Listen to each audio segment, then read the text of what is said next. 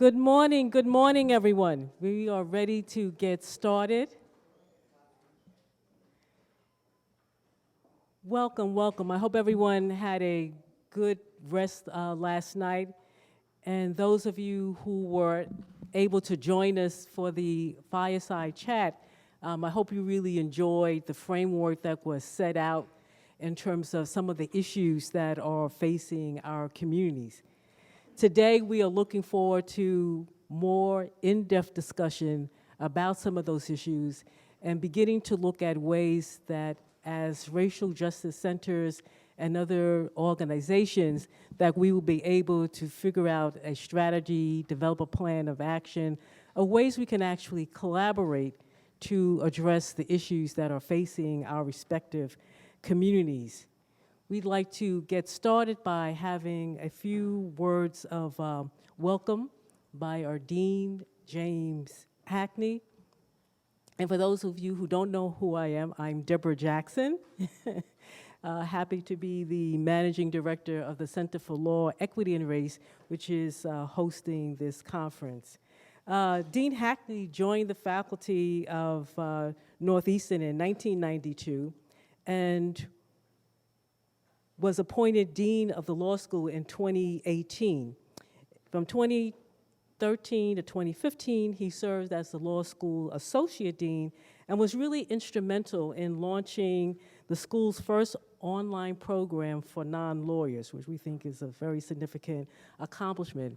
Based on his leadership in 2016, he was appointed to become the Chief of Staff to the University President and was very involved in the university's 2025, which is the academic plan setting the future direction for this university. He co-chairs the Presidential Council on Diversity and Inclusion.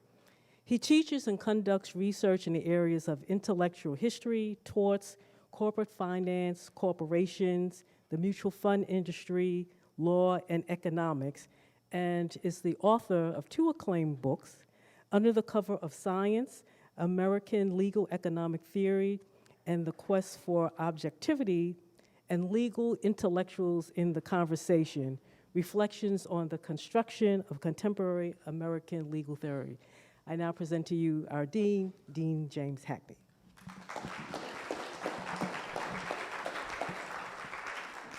Thanks, Deborah, for your wonderful leadership and for that spectacular introduction. One caveat, I also have taught critical race theory. I don't know how that made it up. Maybe someone from Florida exercised that from my bio. In any event, so as Dean of Northeastern University School of Law, I'm excited to welcome you Law Center representatives from around the country, and pleased that you decided to join us to discuss and strategize this critical topic, imperiled democracy, the unfinished promise of democracy, and the role of racial justice centers. Some of you attended our meet and greet at AALS in San Diego, so welcome. We've kind of come full circle with respect to those conversations.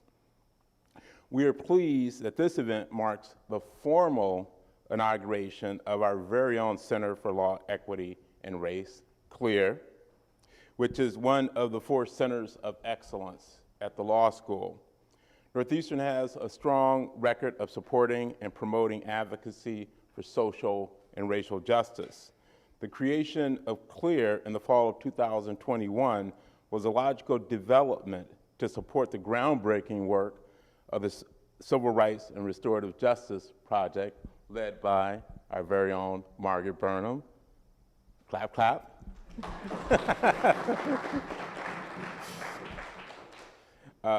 Resulting in the launch last September of the Burnham Nobles Archive, a publicly available digital archive of almost 1,000, let's really focus on that, 1,000 cases of racial violence in the states of the Confederacy during the Jim Crow era. This work has now expanded to research in the border states as well. Additionally, we have the innovative work of the Criminal Justice Task Force led by Professor Deborah Ramirez. Her efforts resulted in funding by the Massachusetts legislature for the first statewide reentry service program for all persons coming out of jail or prison. We believe this could serve as a model for other states. The topic of this conference could not be more timely given the onslaught of attacks we have been witnessing against basic democratic principles such as gerrymandering, voter restrictions, and the elimination of privacy rights. We look forward to learning about the incredible work that you are doing at your respective centers to address the issues of racial and social justice. We believe that our collective voices will help to advance and strengthen our work in this arena. Thank you. I turn it back over to Deborah. All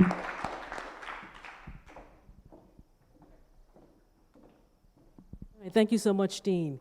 Yeah, at this time, we are in for a treat for a moderated conversation by two acclaimed intellectuals. If I could get you to come down so we can get you fitted with the mics.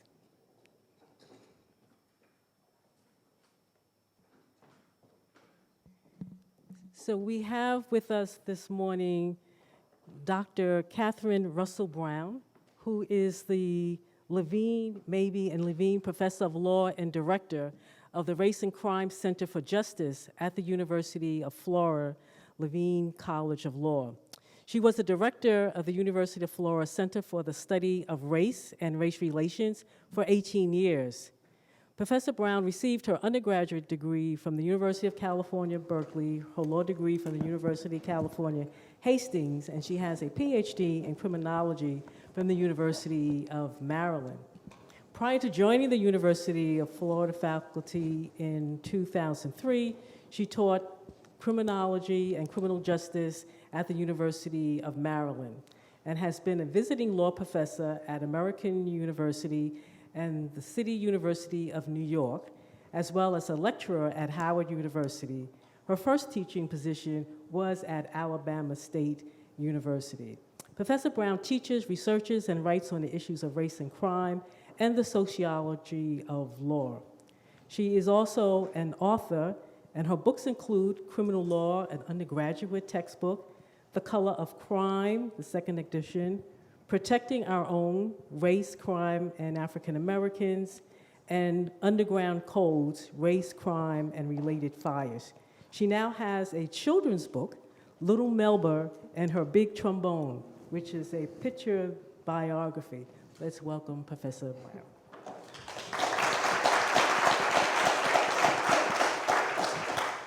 And she is going to have this conversation with our featured speaker, Dr. Ibram X. Kendi, who is the Andrew W. Mellon Professor in the Humanities right up the street at Boston University and the founding director of the BU Center for Anti-Racist Research.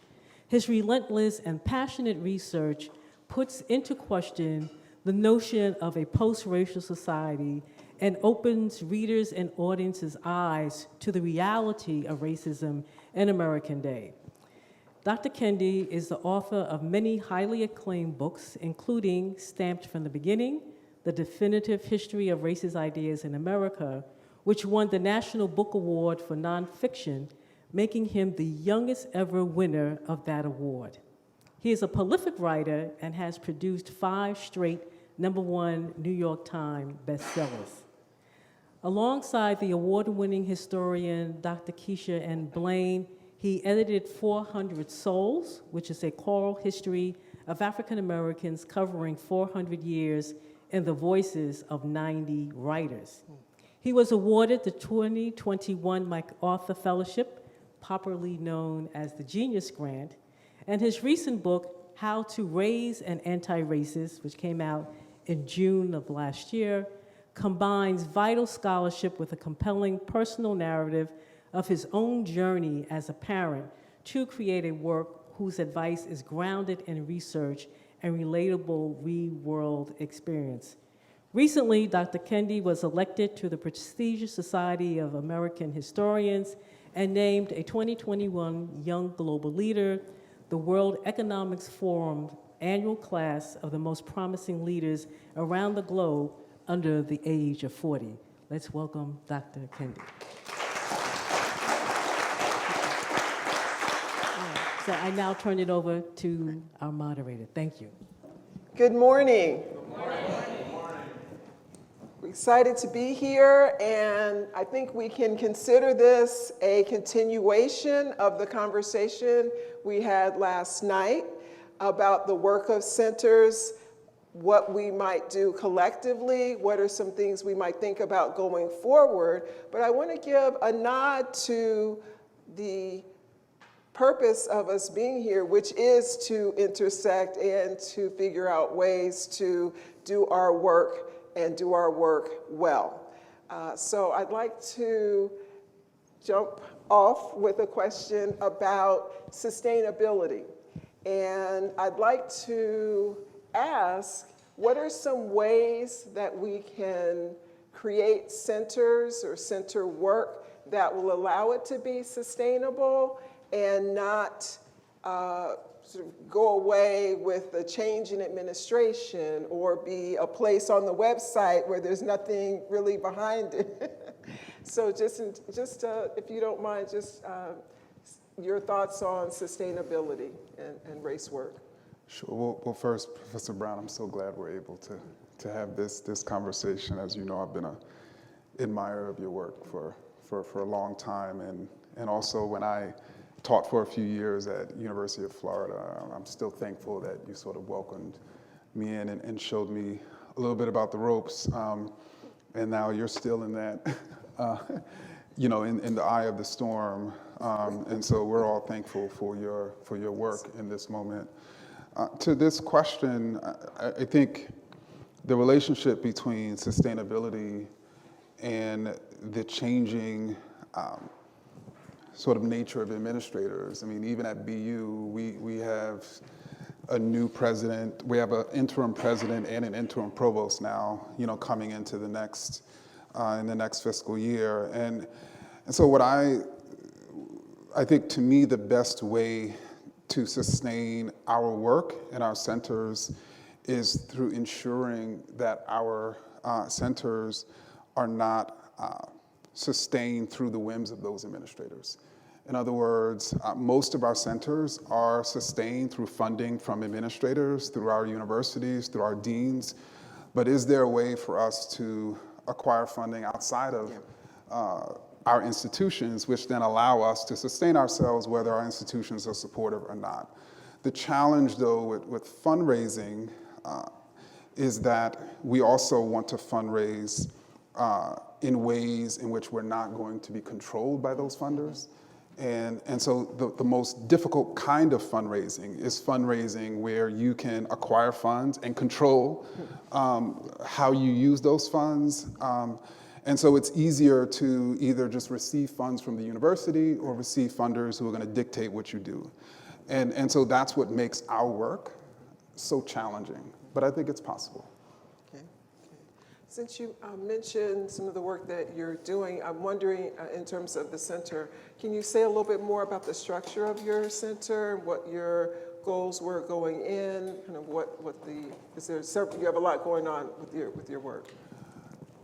So I think our center was founded based on a theory of change, a theory of change that has looked at history and found that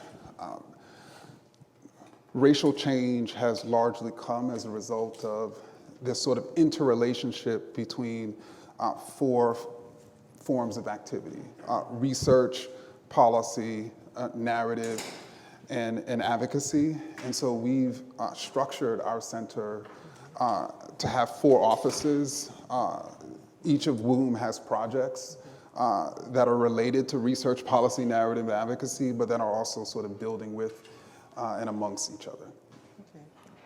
I'm wondering if you think there is a tie that binds or could bind race centers. Apparently there are more than 100 race centers on college campuses across the country.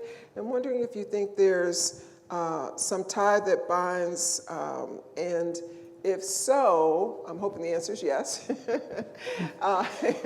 And if so, what would some of the building blocks of a race center, or what should some of the building blocks be of a race center? So I think the second question is a little bit more difficult to answer, largely because my suspicion is that depending on the location, the type of center, the purpose of the center, even the location of the center in, not just the location in the city, but even the location in the university, the building blocks are largely going to be different. But with that being said, we can, as leaders of centers, figure out ways to organize together. So like, I'm not sure if there's like an association where, that centers, anti-racist centers, racial justice centers at universities, are a part of, in which we could support each other, build with each other, provide best practices with each other, locate those funders that will give us the ability to do our work, which of course is something I would more than willingly support and love to be a part of. Yeah. Well, I think you're tapping into something there, this idea of an association. In some ways, these meetings that we're having, with race directors, race center staffs, is a nascent, attempt to create some kind of association and to be aware of each other's work. And I'm wondering, related to that, are there particular things you think would be beneficial as the head of a race center in conversation with other race centers? Or there's some things you would like to see happen? I don't know if it would be an annual meeting. I don't know if it would be a website where everyone is talking about the work that they're doing at their centers, far and wide, but just what kinds of things do you think might be helpful in this work? Oh, I think there's a number of things. I think that first and foremost, I think everyone here who is a part of a center is largely facing external, internal challenges. And so being in community with people who are facing sort of similar challenges can just be affirming, can be fulfilling, can be helpful, can be uplifting of our spirits. And so just being in community with people annually, biannually, can be helpful. I think secondarily, it is always interesting and helpful to learn how other centers are structured, not just internally, but even structured within the university. So to give an example, our center is a university-wide center. No offense to any deans, but we report up to the provost. And when I sort of came to BU, I specifically requested that for a whole host of reasons. And so it'd be interesting to understand how different centers are structured in universities and how that's helping or hindering their advancement. It'd be also interesting for us to be able to learn best practices with different program officers, different philanthropists, to again gain more access and independence from our institutions.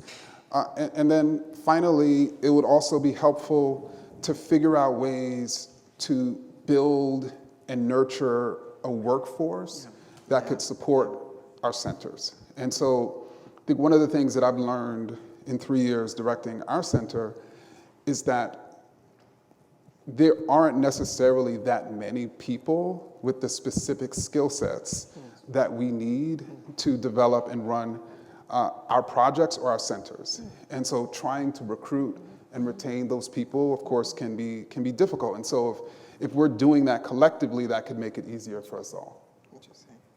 So in terms of, as you just mentioned, just wanting to have kind of the direct report to the provost, was that, so it's kind of just a direct and not several different people, or was there a particular, if you don't mind my asking? No, yeah, yeah. So I think it was a combination of factors. I think first, I was at American University before I was at BU, and our center there was reporting up to a dean, and actually two deans. And one of the things I realized is that the dean was, of course, very concerned about supporting the center in a way that would advance his and her schools. And so that in certain ways was beneficial, and in other ways it was not necessarily beneficial.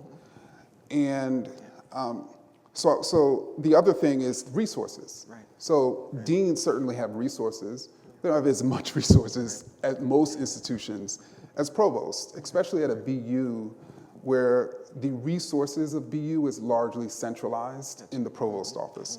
So at other institutions, resources may be more, deans may be more empowered or have more resources. So that also determines where it may be better, because actually at some institutions, provosts don't have that much resources, because the deans do, like at Harvard. So I think it really depends on the institution, and I realized at BU, the provost had much more power than the deans.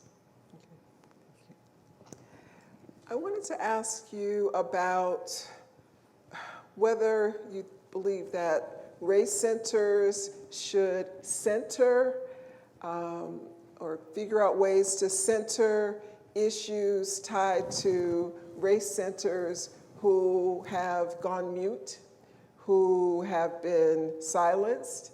We're in a climate now where in some states, issues of race, studying race, scholarship on race, curricula on race are under attack. And I'm wondering if you see a role that centers could play in addressing some of those issues. Asking for a friend.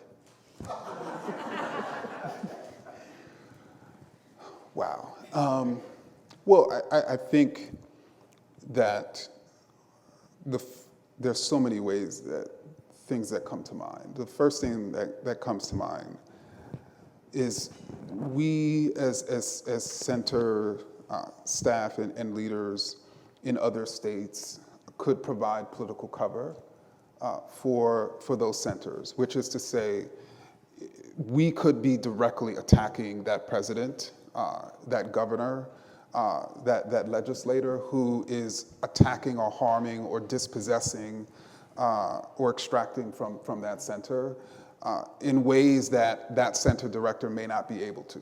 And so I think if there is lines of communication in which we can be told when would be effective and how would be effective, that's certainly something, that could be done. I'm thinking about that also in reference to actually what happened a few days ago in Atlanta. And this isn't related directly to center directors, but it's related to sort of the politics of the moment. So as many of you know, there's a pretty significant movement to stop the building of what's known as Cop City in Atlanta. And one of the things that happened recently is local and state police raided the home of some of the leaders of the bail fund that has been created to, of course, bail out organizers. And they, of course, arrested these folks, and of course, they're going to be charging them, all with an effort like they attempted to do with the Black Panther Party, with SNCC and others 50 years ago to, of course, depress their organizing and activism. So it's created this chilling effect among activists in Atlanta as it was intended to do. But that doesn't mean we can't speak up and speak out and challenge and explain sort of what's going on there to give them political cover for their fight right now. It's the same thing with center directors in states like Florida who are facing similar issues.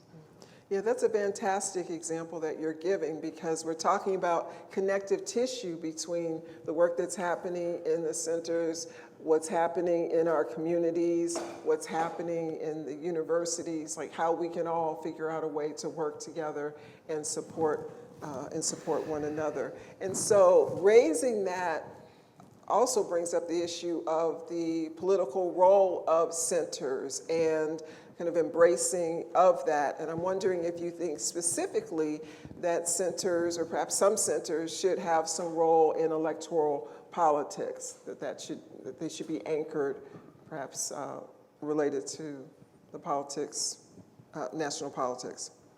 I think it depends on the center, and I think that there are ways for centers to clarify for voters what's happening in the electoral political arena. There are ways for centers to provide support for indirect support for anti-racist candidates. There are ways for centers to allow voters to understand the relationship between social movements and electoral politics. There's a way for centers to provide clarity and support for power building and allowing everyday people to realize and recognize that there's power outside of the electoral arena. So I think it really depends certainly on the center and its focus and its work. I don't necessarily think that center should become an arm of any potential political party because we don't necessarily have an anti-racist political party right now. Okay.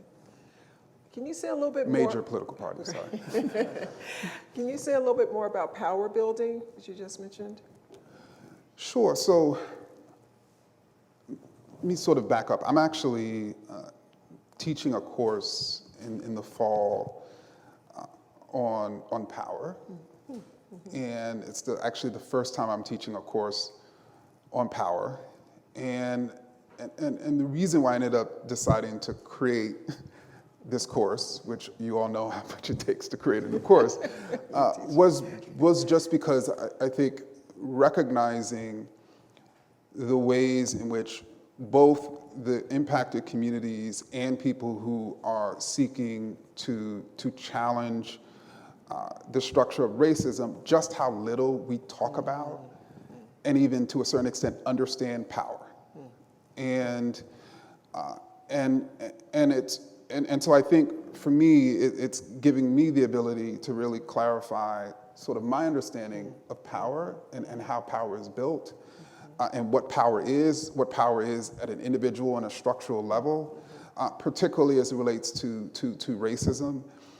I'm also working on a book that sort of is documenting the history of racist power and policy, so it sort of helps with that as well. But I think we always, in this work, have to be thinking about power, because I know that there's been a lot of writers and certainly politicians who have projected this idea that this struggle, this racial struggle, is a moral struggle or a struggle over knowledge or ignorance. But at its core, it's always been a power struggle.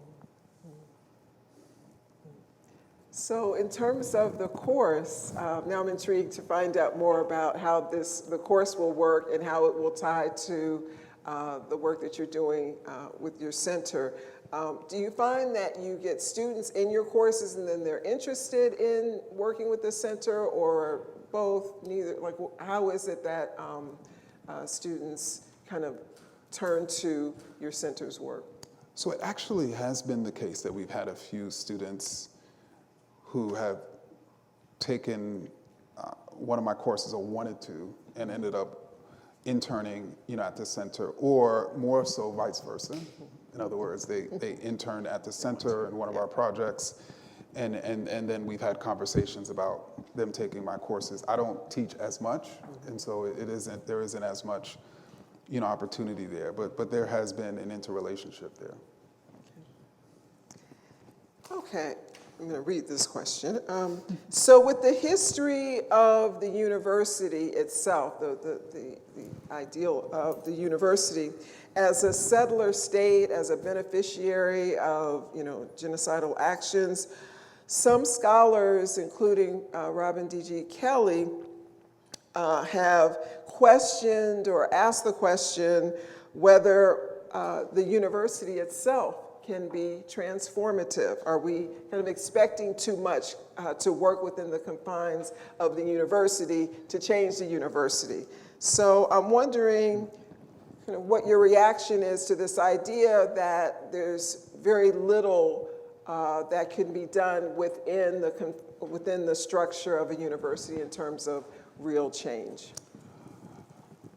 Well, Robin D.G. Kelly, of course, chairs a Department of African American Studies and at UCLA, and my early research was on the role Black students played in organizing and protesting for the creation of Black studies in the late 1960s. And one of the insights of Black students who organized for Black studies was that they created Black studies not to change the university, but to change society.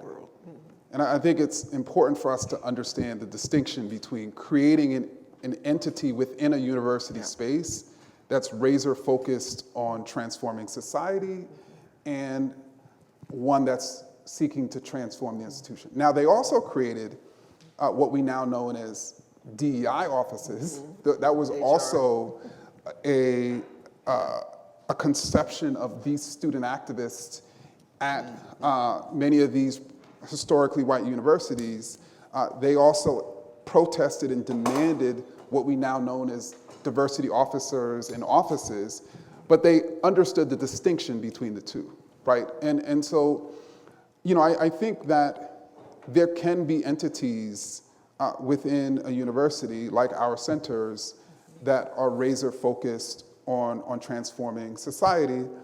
And I also am someone who tries to really walk in the footsteps of those minority of students, of anti-racist students of color and faculty of color, who have in many ways stood on the margins and used university campuses and resources to engage in societal transformation. But I also think it's important for us to not sort of forget the fact that the vast majority of organizations working our communities have also been extractive and colonial and exploitative. And there are many organizations, even organizations run by people of color, that are extractive and exploitative in our communities.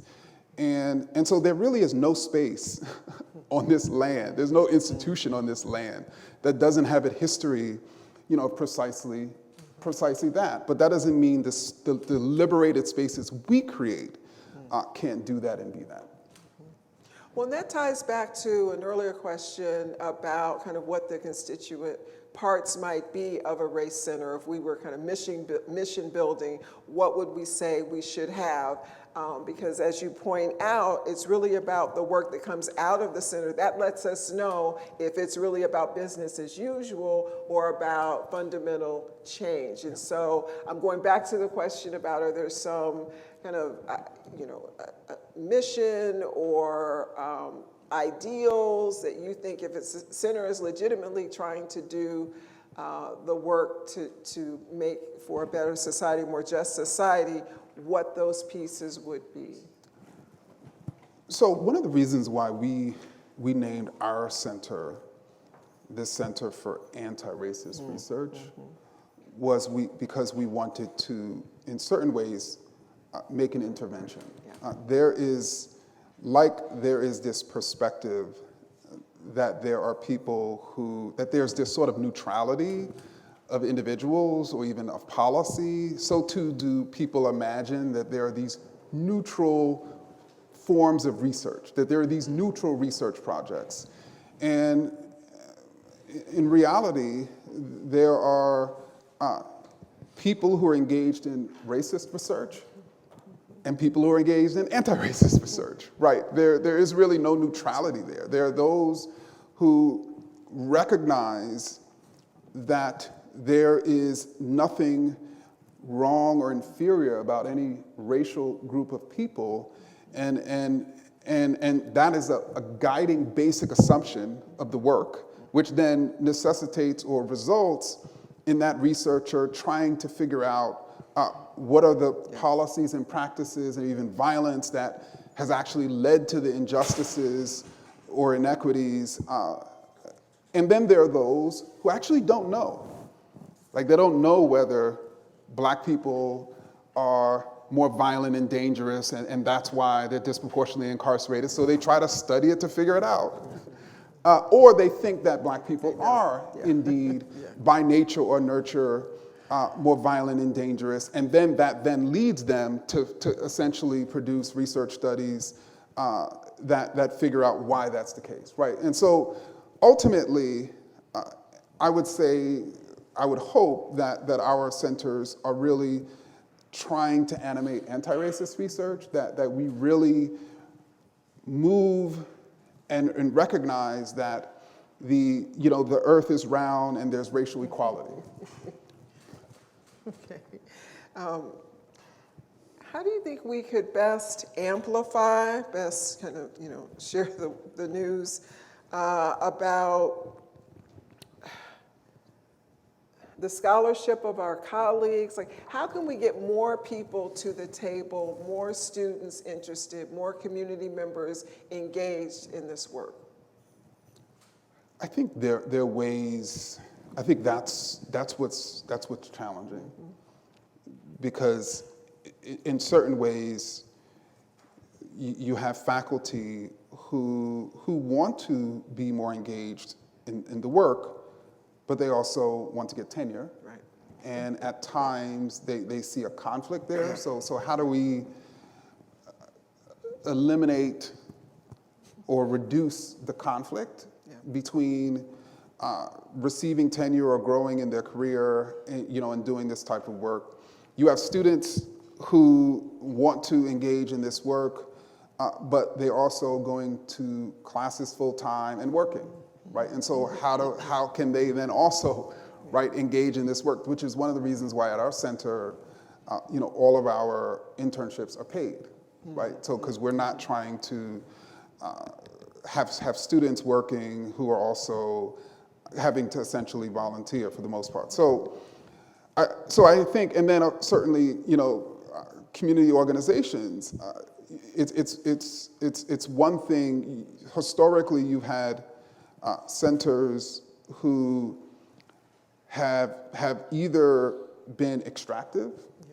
In other words, they've went to communities and said, okay, I'm gonna come here and basically figure out what's wrong with you and solve you. Or they have went to communities and said, what should we do?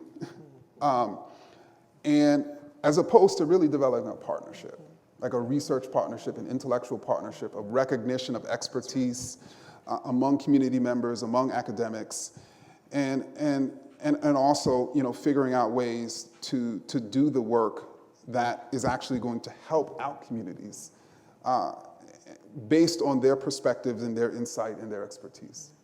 I think that's a critical point that you're making about the role between communities and universities. And I'm wondering, and this isn't something I've seen, but it almost seems as though in some instances it might be great if a center had a location in the community, right? And not just asking people to come to universities. I know at University of Florida, there are many members of the community that don't necessarily feel welcome to come on to the university campus because of the history of racism, the history of segregation, and also asking community members to come on the campus to give a talk in a class or participate in a program that involves their time, energy, and work, but it's not paid.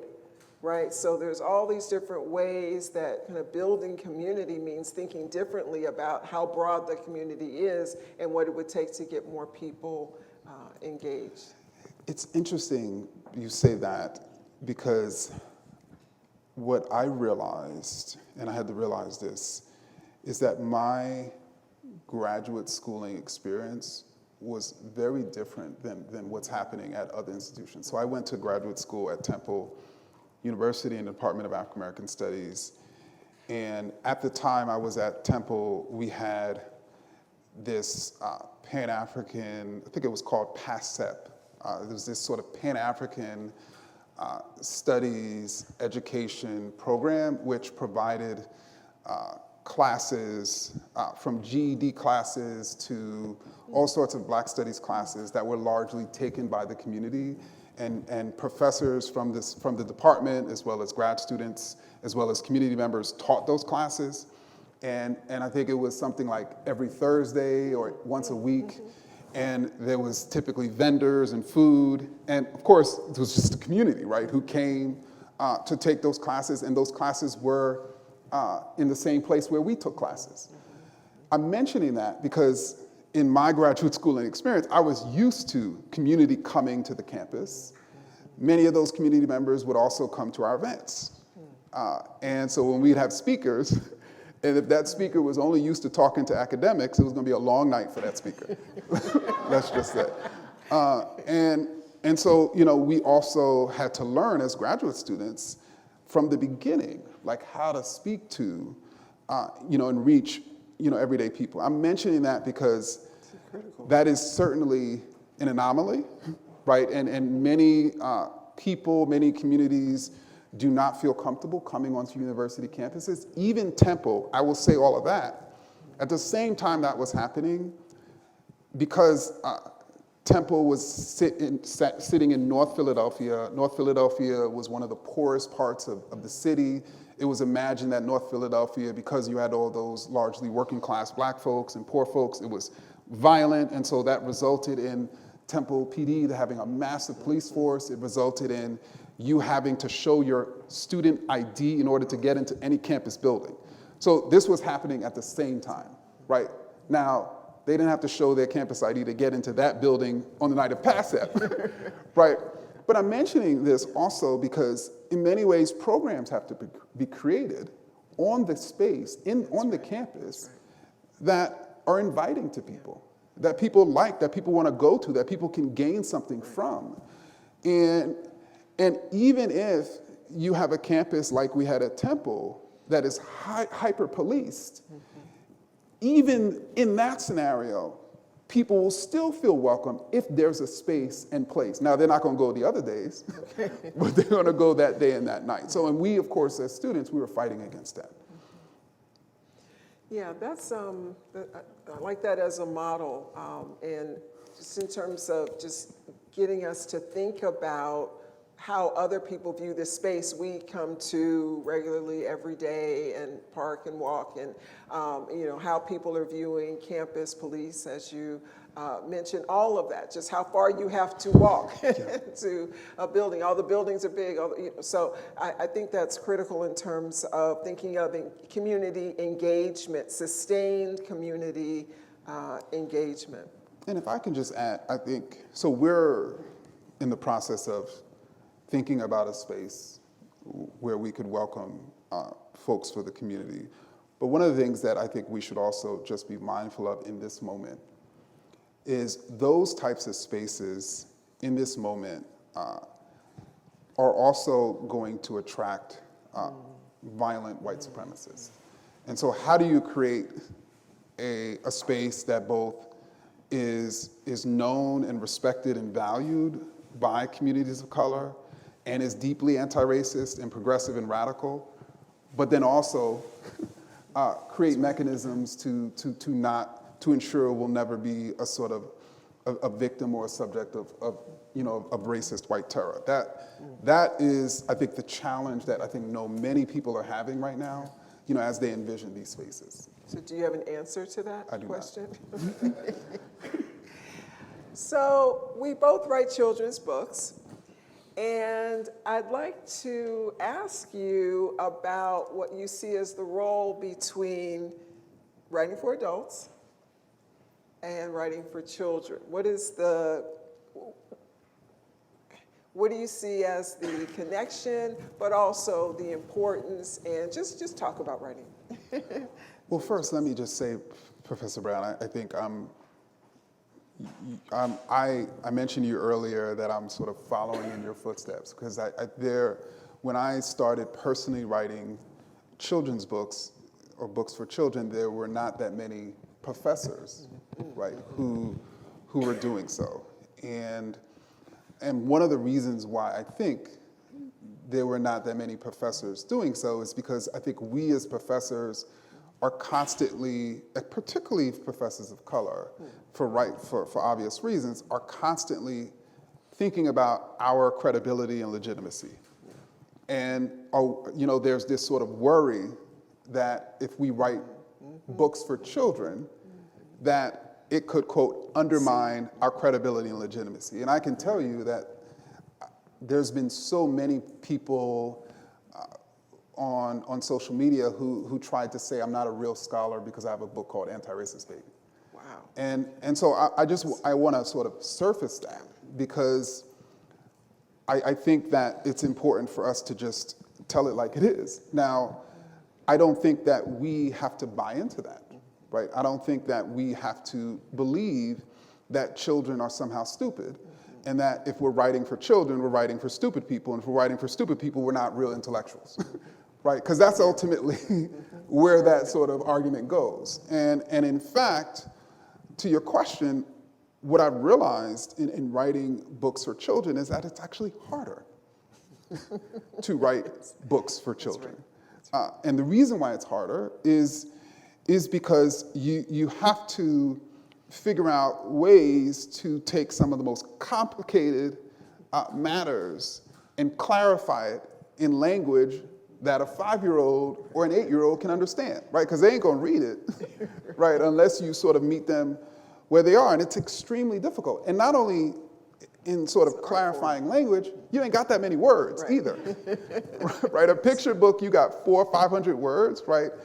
And so it's much easier if you have 80,000 words, right, to explain your point, and you can use any word in the dictionary. So it's harder. But oftentimes, isn't it the case in our society, particularly within our intellectual society, that things that are harder to do, people sort of flip the script and imagine them as easier to do, to sort of justify why they're not doing it, when in reality it's the other way around. Yeah, thank you for that, because yes, each word has to justify its place on the page, and the words have to be good ones that young people want to continue reading. And I'm asking about that because I think of our work as having different faces, right? And this whole idea of translation of our work. So it's writing a book, it's writing an article, it's writing an op-ed, it's writing for a younger audience. Like, there are all these different ways that we can communicate about the research, about the work. And I became interested in writing children's books because I wanted to tell a story about a young girl whose mother was returning home from prison. And I could get no one interested in it. The comments were that this is too harsh for young readers, right? I'm like, no, these young readers, there are many young readers who are living this reality. But the idea of creating another way to tell stories that many academics are already, and the public is already familiar with, to me, that was a kind of a service that children's books can provide. So this idea of translation, and I wanted to bring that up to ask you about what do you think are the different ways, or more effective perhaps than others, of translating your research? So I'm happy you used the word translation because I think that it is important for us to understand the praxis of translation as a scholarly project. And so it is, I think people on some level who understand the translation of an adult book from one language to the other, that's not, quote, hopefully people understand it's not easy, right? There's a number of choices that translator has to make, and she has to think very deeply about those choices. And I think even the National Book Awards has recognized that difficulty by creating a new award for translation.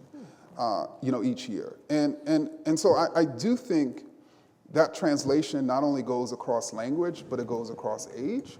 But I don't think it not only goes across language and age, it goes across form, right? So, for instance, I think that there are ways to translate or provide research in non-book form, right? And I think, of course, there's a great example here. I mean, Professor Burnham's database of all of those cases is I think an example of that. There may be people who don't read by hands now known, but they go through that database, and so I think that there are a number of different ways we can think about translation and the praxis of it, so that we're meeting everyone where they are.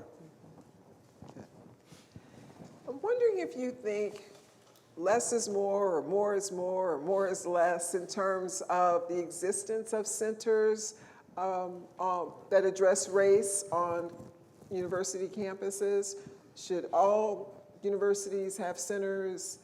Is this, just what do you think about that, just perspective-wise? I actually do not know. The reason why is because it really depends on the focus of the centers. Because I think if every university has a center that has a similar focus, then I think it's just duplicative, right? And however, if we could create, if people could really think deeply about when they're creating a center of it feeling a larger sort of ecosystem. Because one of the things that I've found is that most of the centers that have been created, particularly over the last 5 to 10 years, have largely been specialized, which I think is a great thing. Either they're specializing in a particular location or topic or discipline. And to me, that is incredibly important because, I mean, we clearly need specialists. But I think it also calls for the importance of centers. So if we're building more specialized centers that, let's say, focus on, let's say, cities, it's important for us to also build centers that are focusing on states or nations, right? And for them to be working in combination or for them to be working in collaboration. Because obviously, when we're thinking about racism, it's not only operating structurally at a local level, at a state level, at a national level, at an international level. And so how can we build an ecosystem of centers in which we are researching and studying and combating racism at multiple levels? I think that could be effective. But if we're each trying to build national or local centers, then I don't think it's going to be as effective. Yeah, and I wonder if in some ways that would make it seem more like it's a structural feature of the university as opposed to something that academics are bringing to the table and looking for different topics to talk about. Then it just becomes this appendage, and that would be a concern too. And let me just add, I think thinking of the emergence of Black studies in the late 60s and early 70s, and especially over the last 50 to 60 years, it is the beauty of the movement for Black studies is that it was highly localized, right? So there was no way in which university presidents could get together and just cut off the snake and then the Black campus movement would be no more, right? They were each being led by BSUs and student government associations at that institution. On the other hand, what happened was the conception for what Black studies should be was also different, right? So you had, what emerged is you had at certain institutions, you had Black studies departments, because that's what the students advocated for. At others, you had Black studies programs, because that was what the students advocated for, or they weren't able to win departments. At others, you had colleges.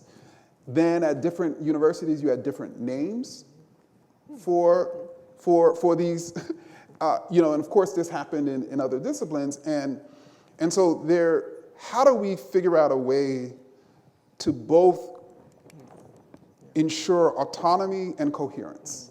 And I think that's always been the struggle within our movements of figuring out ways to work together and collaborate together so that we are building a discipline or building a social movement. At the same time, we're giving local organizers the room and space to build in ways that are going to advance the unique conditions on the ground. And there's always been that tension there, which has been great, but then also has created problems. Because even within Black studies, there are all these ideological disputes over, anyway, I don't need to get into that. No, that's fantastic. So, Y'all know what I'm talking about. No, go ahead. It sounded like you wanted to say a little bit more. Go ahead. Well, I mean, I guess what I mean by ideological disputes is ideological disputes over what should be the focus, as opposed to why can't we simultaneously focus on class, on gender, on sexuality, on international affairs? Why do we have to, focus on one? Why can't? Anyway, so I'll stop there. So I want to go back to, as we conclude, I want to go back to part of the conversation earlier, and that is about how centers can be kind of the lifeline, the hand that helps lift those who are in places where their work is imperiled, right? And what other kinds of ways, excuse me, centers could help those places where this work either is being attacked, being challenged, or just simply not being done? Is there some advice or some thought about how we might get more people on board to do this work? Not a center in every university, but getting us to think about how we might bring more people to the table, and also to help those who have been silenced and are not able to speak. I'd like to kind of underscore that. So I think one of the things I was thinking about as you were asking this question is not just this organizing among center leaders and staff to provide support and even defense for those centers that are imperiled, but then concomitant organizing with organized bodies of scholars along disciplinary lines. So there are, for instance, I know as it relates to Black scholars, there in almost each discipline, there are organized bodies of political scientists, of historians, of sociologists, and those organizations have been around mostly for 40 or 50 years. They're well connected, and I think it's important for how do we figure out ways to organize with the folks who are already organized, right? So it's not a situation whereby we're having to do everything from scratch, and then how can those organizations provide support and cover for these imperiled centers? And I think it's important for those organizations to do so out of their own self-interest, because it is not just the case that many of their members are operating within, let's say, ethnic studies programs, but they're also operating within centers, right? And I think there's a recognition currently about their operation within ethnic studies, and as a result, they have spent a lot of time challenging what's happening in Florida as it relates to African American studies, or there are, a lot of, for instance, Asian American scholars who are complicating the recent law in Florida that mandates the teaching of Asian American history. But are we also are those scholars and bodies also coming to the support of these centers, which I haven't seen. Right. I don't know if y'all have seen, but that's not something, that I've seen. And I think that could be helpful and effective. Thank you for that. And I think we're right at time. Yeah. So I'd like to thank you.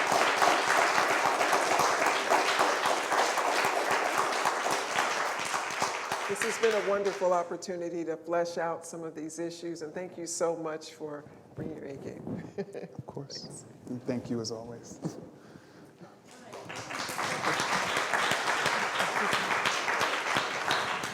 Yeah, so we are going to take a short break while we transition to the next session, which will start at 10:30. But in the meantime, if I can have our faculty co-directors come up and we can do a group picture. Is it? Okay.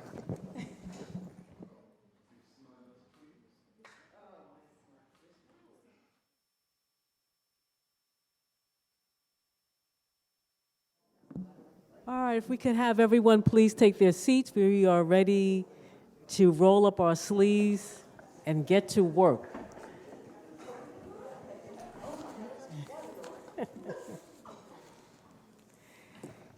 Yeah, so we're very happy at this point in our program to present a roundtable discussion. We have representatives from various racial justice centers from across the country. And so this part of the program will be moderated by Deborah Ramirez, who is a professor of law here at Northeastern and a faculty co-director for the Center for Law, Equity, and Race, as well as the director of the Criminal Justice Task Force.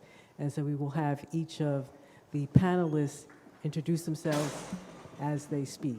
I now turn it over to Professor Ramirez. Thank you. Okay. Do we have a microphone here? Yeah. Which one? Am I mic'd? You're mic'd. Oh, okay. So this is a very exciting part of the day because one of the purposes for convening all of us is for us to learn about one another's work and to be able to share, to collaborate, to share information, best practices. And the way that we're going to do that at this point is for you to learn more about what some of the centers are doing and what their work is. I had kind of a magical moment as we were just talking because it turns out there's 3 different centers who are involved in Batson work. So Catherine, where is NYU and also Seattle. And it was wonderful to hear these 3 centers talk about how to strengthen the Batson standard, how that had gone on, and work in peremptory challenges during jury selection. So that is one of the purposes of our being here, is to be able to collaborate on things like that. But in order to do that, you need to learn more about the important work that each of the centers is doing.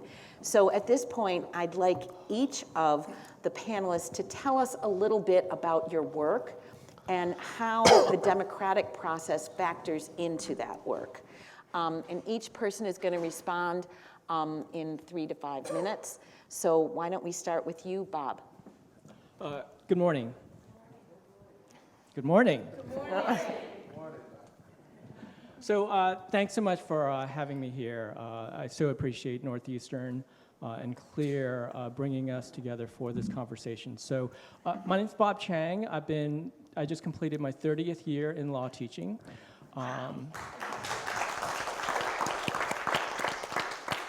And I started the Fred T. Korematsu Center for Law and Equality 14 years ago. It's currently now at Seattle University School of Law. When I went there, it was to start a center, and being an academic, I was going to call it a Center for the Study of Race, Law, and Inequality, because that's what us academics do.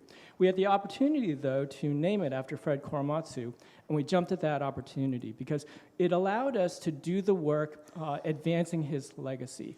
Now, the thing about Fred Korematsu is you might think, well, he's a Japanese-American man who said no to incarceration during World War II. Yes, he is that. But he stood for everybody. And so when I think about the work that we do, and in some ways the capaciousness of the legacy that we're able to advance, it's everything, everywhere, all at once. And so in terms of our work, in terms of democracy directly, so my first assistant director drafted the Washington Voting Rights Act, and it was modeled after the California Voting Rights Act, because as part of the Korematsu Center, Joaquin Avila, the late Joaquin Avila, who had drafted the California Voting Rights Act, operates the National Voting Rights Advocacy Initiative. And so we drafted something in Washington to model after that. We worked for 6 years to advance its passage, and in 2018, it finally passed. And so one reason that I raised the WVRA is that when we think about the attacks on democracy in the federal system, well, don't forget that there are state pathways that are there, and think about how you might pursue those, so that rather than just throwing up your hands and you know, I'm not giving up on the federal, but think about the state pathways that are there. In terms of other ways that democracy is attacked in the work that we do, education. And so when the Tucson, you know, Arizona passed a law that was used to terminate the Mexican American Studies program in the Tucson Unified School District, I was fortunate to become co-counsel to the students who challenged that law. Now, the reason for this is that if you don't educate students in terms of their history, if you tell Mexican American students that their stories and history don't belong in the classroom, well, how are they going to become full members of our democratic society? And so in some ways, thinking about the way that education operates. And so that's another sort of example of the everything, everywhere, all at once. When I think about the criminal legal system and the race justice work that we do there, there's so much work that centers can do in that space. Now, the other thing about doing that work is that you don't have to do it alone. And so I so appreciate in 2019 NYU doing a convening of race law centers, because part of what that did is it brought me more in conversation with NYU, with the Charles Hamilton Houston Institute at Harvard, and other centers, and we began working together. And so you can see a number of filings and advocacy efforts that we've engaged in over the years doing this work, and I'm so happy to see Caitlin Glass here, because with Boston University's Center for Anti-Racist Research, they've been building out their advocacy arm, and so just recently we co-counseled a case in Massachusetts, an amicus in Massachusetts, challenging, in a case challenging life without parole for 18 to 20-year-olds. And so when we think about doing this work, we have to remember that you need to think about what motivates you to do this work, what your theory for social change is, as Dr. Kendi talked about. What is your theory for social change? And then don't be afraid to just go out and do this work. Sometimes I've seen, I've been in conversation with some folks who are starting centers, and I think it is very important to be intentional in terms of the way that you build out the center. At the same time, I've sometimes seen too much caution in terms of the way that they've felt that they can go about doing this work. It's all right to fail. And so sometimes we're so invested in being perfect, getting out there, doing it exactly right. You don't always know where it's going to take you, but see something, say something, and do something, and you'd be surprised where it takes you. Thank you.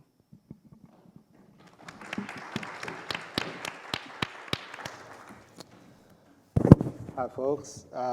Everybody hear me okay? Did I screw that up? Okay.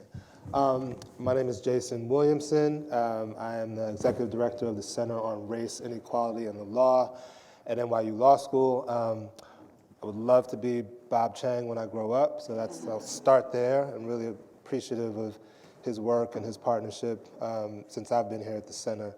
I started here about 2 years ago, and I'll talk a little bit about the work that the center is doing, but let me say a couple of kind of overarching things about the way that we approach the work.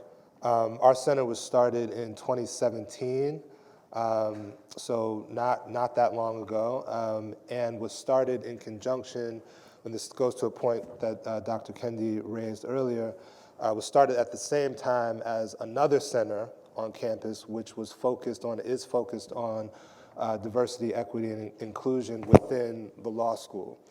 And the idea in creating these two centers was that we should recognize that those are two very different and very big pieces of work. And so we are grateful to not have to sort of take that piece of this work on and to be able to be much more outward facing in the work that we do. That was important to me coming to the center a couple of years ago from the ACLU, where I spent a little over 10 years working as a litigator with the Criminal Law Reform Project, the national office of the ACLU.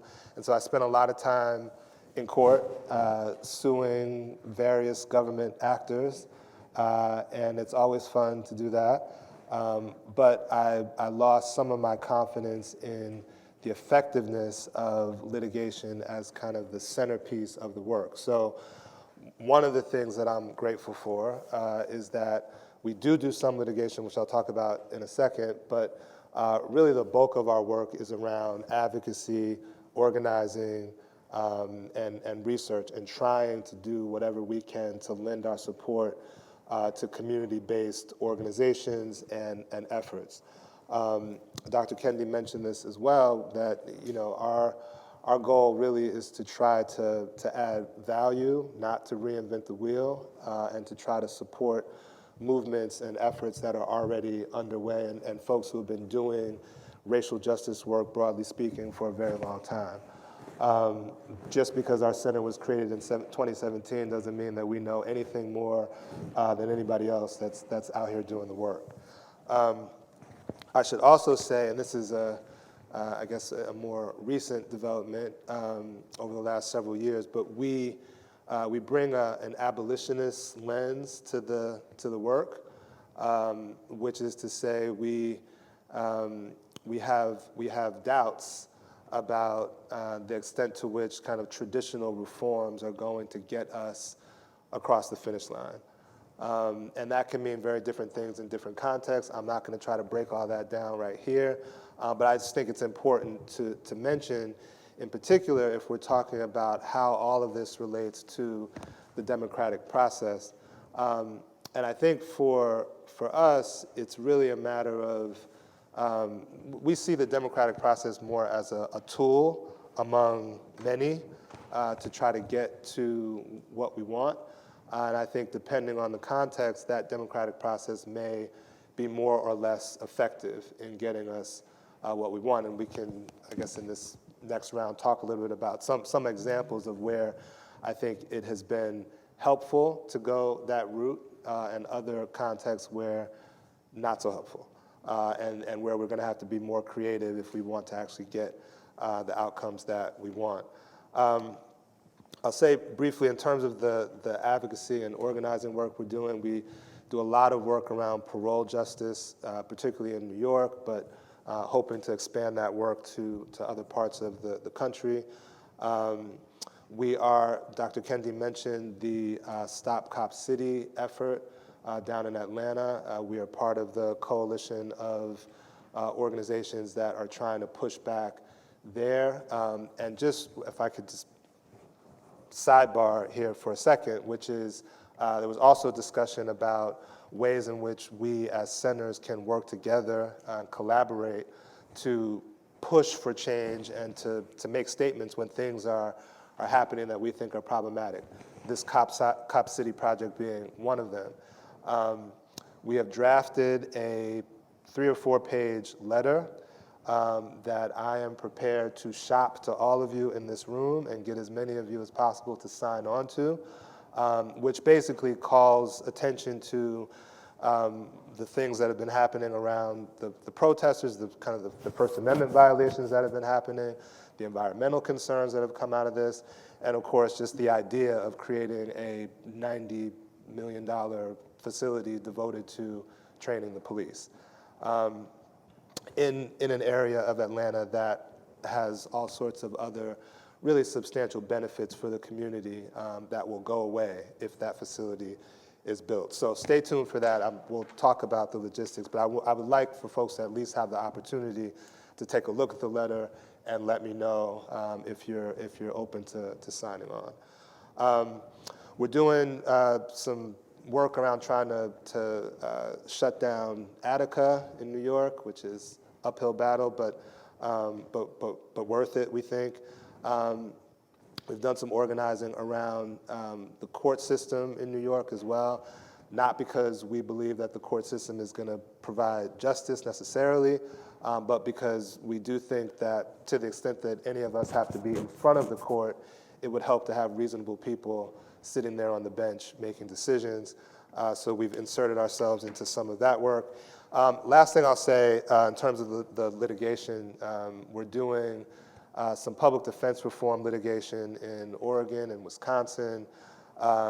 We've sued State Farm, which is new for me as, again, someone who's used to suing the government. We're now suing a private entity for housing discrimination in the insurance market.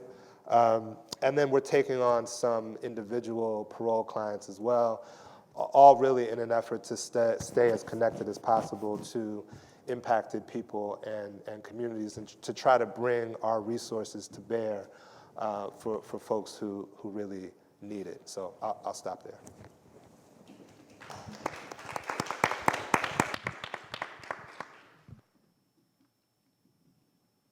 Sorry, give me a moment. It's red. Should I use a different one? Okay, thanks. Oh, it's working. I'm sorry. I thought I was going to see a green, but I see a red. Thank you for having me. My name is LaToya Baldwin-Clark. I am a soon-to-be not assistant professor. And I'm the incoming faculty director of the Critical Race Studies program at UCLA. The Critical Race Studies program, perhaps as many of you know, was started in the late 1990s by some of the luminaries in the critical race theory field, such as Cheryl Harris, Jerry Kong, also Kimberly Crenshaw, et cetera. And so the purpose of the Critical Race Studies program is really to train lawyers in the CRT tradition to be racial justice lawyers and to do racial justice work. Part of that is that we have a specialization, so our students come and they take several different types of classes, especially critical race theory and also civil rights, as well as other classes. But what we do as a center, I think is really important. So our latest initiative, which I think is kind of the biggest thing now, is our response to the attacks on critical race theory. We have a program initiative called CRT Forward, which emerged as a reaction to the attacks on critical race theory. And what the project does is that we've created a database of all government instances of anti-CRT activity. And we put out a report in April of this year that talks about and shows the breadth and depth of the anti-CRT movement as it's going on throughout the country. A couple of things that we highlight in our report, and it's about the first 2 years, so 2021 and 2022. One of the things that we highlight are a couple of things. One, we look at the political landscape. We talk about the differences in what this anti-CRT movement looks like between red states and blue states. We also chronicle the extent to which the anti-CRT movement is happening at the state level versus the local level, and local being local school boards. And then we also talk about the target of the anti-CRT movement, which now everyone knows is really focused on education, and particularly K through 12 education, and a little bit more in higher education, as many of you folks know in the room. It was particularly salient for us to do this work because we can think the brand of CRT has been maligned. We know from the very beginning of the anti-CRT attack was that the conservative operatives were very intentional in saying that they meant to actually take CRT and turn it into something that they said everyone will be against. So if it's critical, people don't want critical, they want mainstream. If it's race, people don't want to talk about race anymore. And if it's a theory, Obviously, that's something that belongs in the academy and not something that belongs in our K through 12 schools. What we're starting to do now, though, is to try and do more beyond just describing the attacks to actually, beyond describing to actually responding to the attacks. So a couple of things that we're doing is we're going to add some things to our database, especially things about book bans. So in 2020 and 2021, book bans were there, but they weren't as prolific as they are now in 2023. The other things we're going to be chronicling are the different ways in which litigators are fighting back against the CRT movement. And we are trying to make collaborations, especially with organizations that are working in the LGBTQ space. Because one of the things we notice is that this anti-CRT and the anti-LGBTQ, anti-trans, they're really working very much connected to one another. And so we're trying to figure out, as a race center, if we can develop collaborations with other organizations that are particularly looking at the anti-trans and anti-LGBTQ. The other things, let me see, is there something else? I think that's all that I want to say right now, and I'm very much looking forward to talking more about what we do as a center, and especially how we can collaborate. I really loved how Professor Kendi talked about how we can think about research and then advocacy, narrative, and policy, and I think that that's a really powerful way to think about also the work that we're doing, even though we haven't laid it out in specifically those terms. All right, thank you.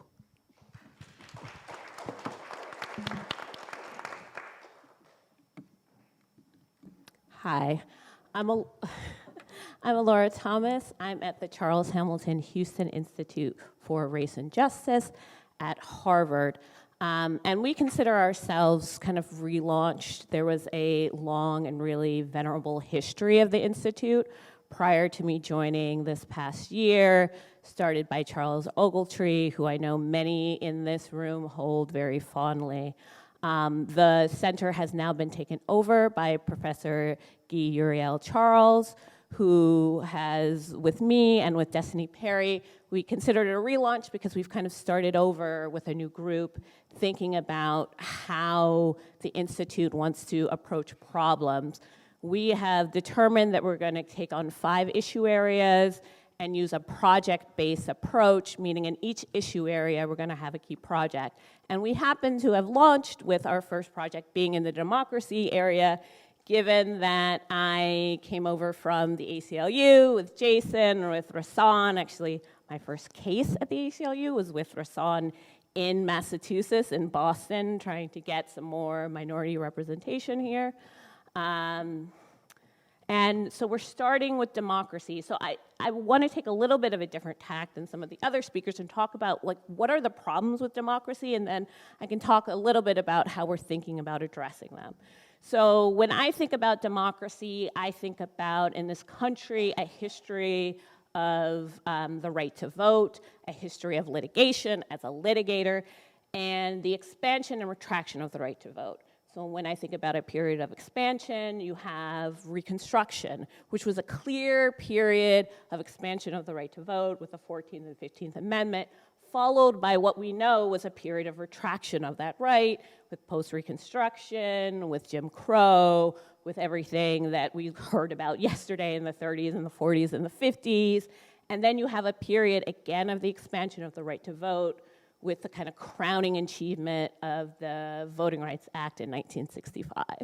And we were under a period of expansion, and then a period that stayed relatively steady in that there were still lots of issues around the right to vote, but the kind of mechanisms that were put in place to try to shore up the right to vote, to try to give litigators like myself avenues to continue to fight were in place.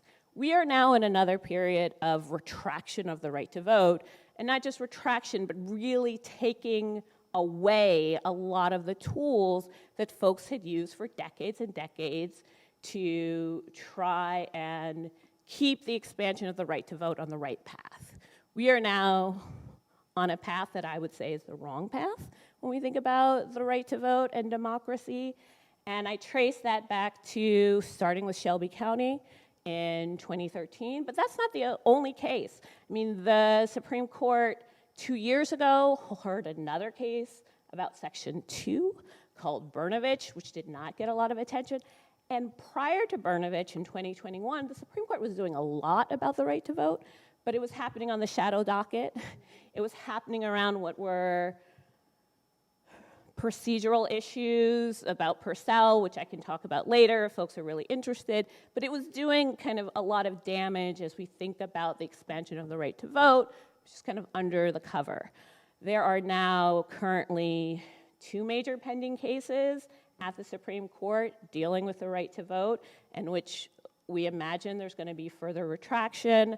There is the Alabama case about Section 2 and minority representation through vote dilution. Cookie cutter case, majority Trump judges found in favor of LDF and ACLU out of Alabama, and now is up in front of the Supreme Court. There is another case which is not getting as much outside attention about the ability of state courts to do something about voting rights when it comes to congressional elections, called Harper v. Moore. That case may end up being moot, we'll see, but so far we're waiting to see if the court is going to take away more tools that had been traditionally used. And Harper v. Moore matters because the court said in Rucho, federal courts aren't going to do anything about partisan gerrymandering. Go to state courts, go to your legislatures, have them do something. And that's exactly what the litigants did in Harper v. Moore. They went to their state court, and now the Supreme Court is saying, or potentially saying, wait, not so fast, maybe state courts can't really get involved here, which could be, if that ends up being the ruling, really something that would set back a lot of the mechanisms that we think about using. And that matters not just for the partisan cases, but for racial cases, because the court has just taken a case out of South Carolina where LDF and ACLU were successful in finding that South Carolina drew a map due to racial gerrymandering, and now the state is saying, hold up, this was partisan. We were just thinking about parties winning. So depending on what the court says there, we could end up in a situation where you go to court, they say it's partisan, doors of the courthouse are shut to you, potentially. That's worst case scenario, and we may not be in worst case scenario, but I do think it's important to think about the ways in which, even if we're not in worst case scenario today or tomorrow, that we are slowly inching there. Whether it happens immediately or it happens 10 years from now, the court is clearly interested in voting rights and is clearly interested in the limitation of the right to vote. And so we've been thinking about not only what time it is, but do we need just a whole new mechanism for telling time? And so we're going back to another kind of great alum of Harvard, Talani Guinier, who was thinking about, in her writing and her thinking, do we need to think about the way in which we do this thing called democracy? And do we need to be thinking about other systems of democracy? So our project, that is our kind of first launching project, is the Talani Guinier project, where we're thinking about other ways of doing democracy. How do you do that? And then making sure that people of color are centered in it. Because unfortunately, right now the conversations are largely in rooms that don't look like this room, that are largely led by people who are not representing the communities of color. And we want to make sure that when we're thinking about how do we do this thing called democracy, how do we change this thing called democracy, how do we have a multiracial democracy, that we're in the room, that we're making those connections. And so that's our marquee project. In addition to that, we're also supporting ongoing efforts. So the Institute, along with the Election Law Clinic, has joined with LDF and ACLU in a case that I had at the ACLU, or in 2 cases, about minority voting in Louisiana. And I will leave it there.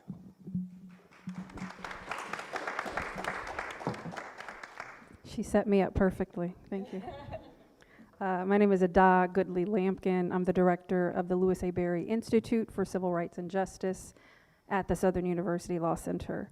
And I'll try to be not bleak in my comments about democracy, but it is a situation, I'll say, in Louisiana, and programming seems to never be able to keep up with the changes that are happening. But we came up with several programs as pilots to address some of the critical issues we were seeing in Louisiana, and that is our legislature is bleeding red and proposing a lot of bills that take us farther back than we could have ever imagined. And so last year we started the Racial Impact Statement Pilot. It's actually Racial and Ethnic Impact Statement Pilot to look at all of the bills that were filed in the Criminal Justice Administration during session for racial disparities. In order to do that, you have to have good data. And in Louisiana and most places around the country, within the criminal legal system, data transparency is still a thing that folks are trying to grasp and exercise a little bit better. And so the first year of this pilot was really about having students identifying data that should be available that's not available, data that's collected improperly, the time for us to receive data after doing a public records request.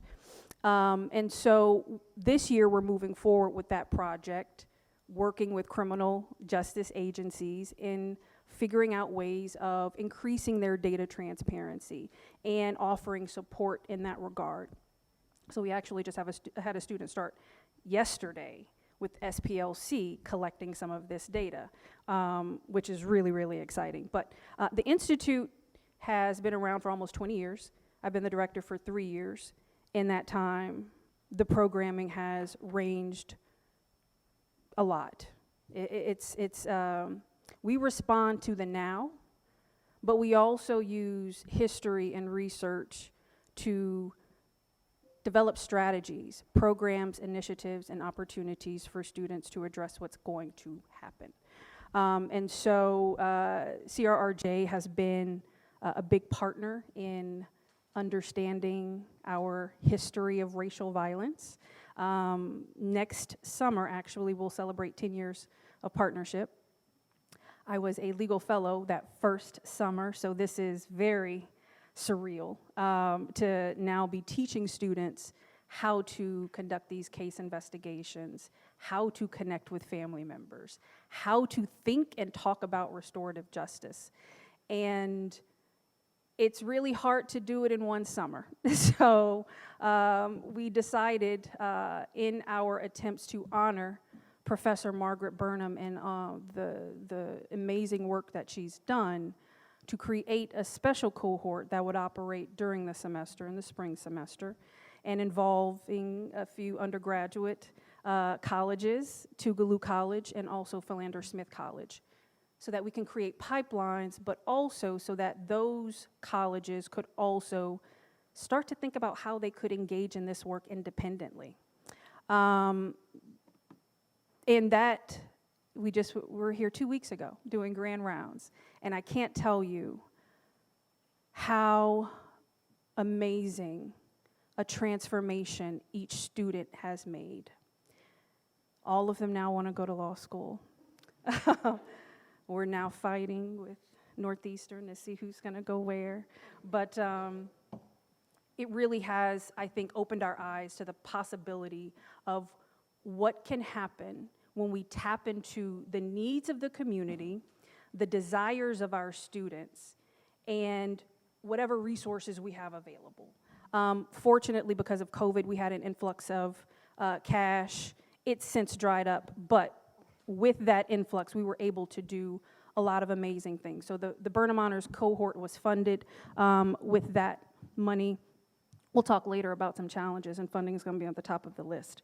But that funding allowed us to do the cohort. It allowed us to also increase our staff. And we realized that that was so important in getting students to have really meaningful, robust case investigations with great outcomes, right? And to be able to get them to the point to do restorative justice. So we're looking forward to continuing that. Again, I'll talk about the challenges later. We also engage in training, restorative justice. We've done HIP training, the historical injustice and present policing training with Baker Police Department, Southern University, Campus Police Department. We've also trained Southern University in using restorative justice techniques to replace their current disciplinary structure and policy. We are fine-tuning that, but I think it has the potential to do so much for the entire Southern University system. And let me just say, Southern University system is the only historically black system in the country. And we have 4 campuses, and Southern University Law Center, by virtue of being a part of Southern University system, is an HBCU. So we have 7 HBCU law schools in the country. Southern University is one of them. Southern University is the only law school, however, engaged in the kind of work that we are doing.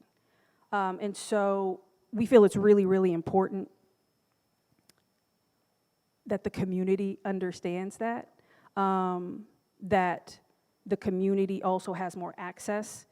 And that's why we wanted to engage undergraduates, because we need more people to understand that this work is not just at higher academia. This work is everywhere. And so we do a lot of community work. Restorative justice is not just with our cases, we do restorative justice with communities.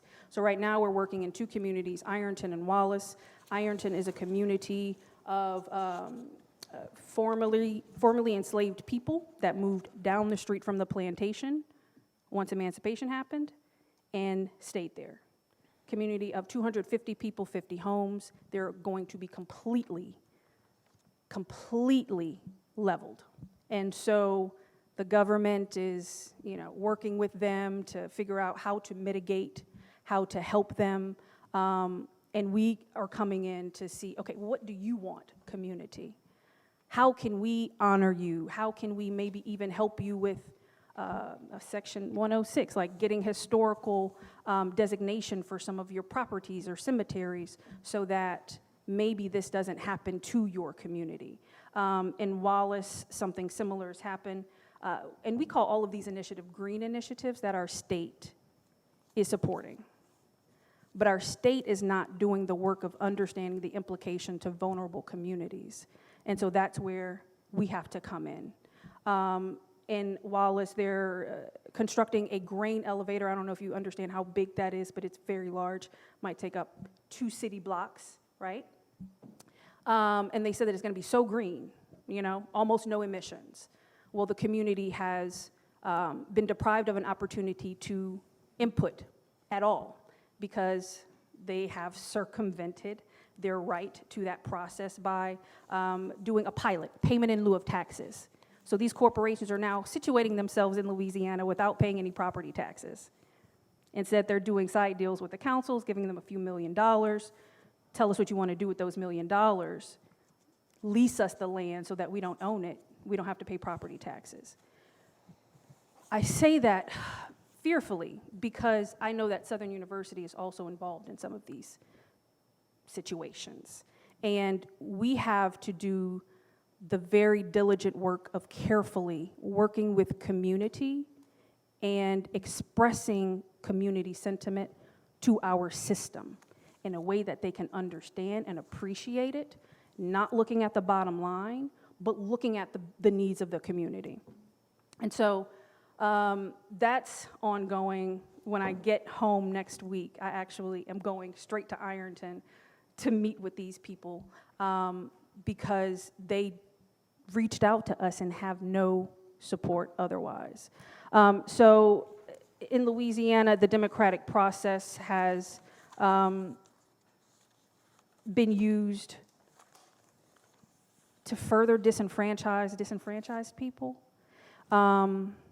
It's been used to scare people. Now we are doing permitless concealed carry and the like.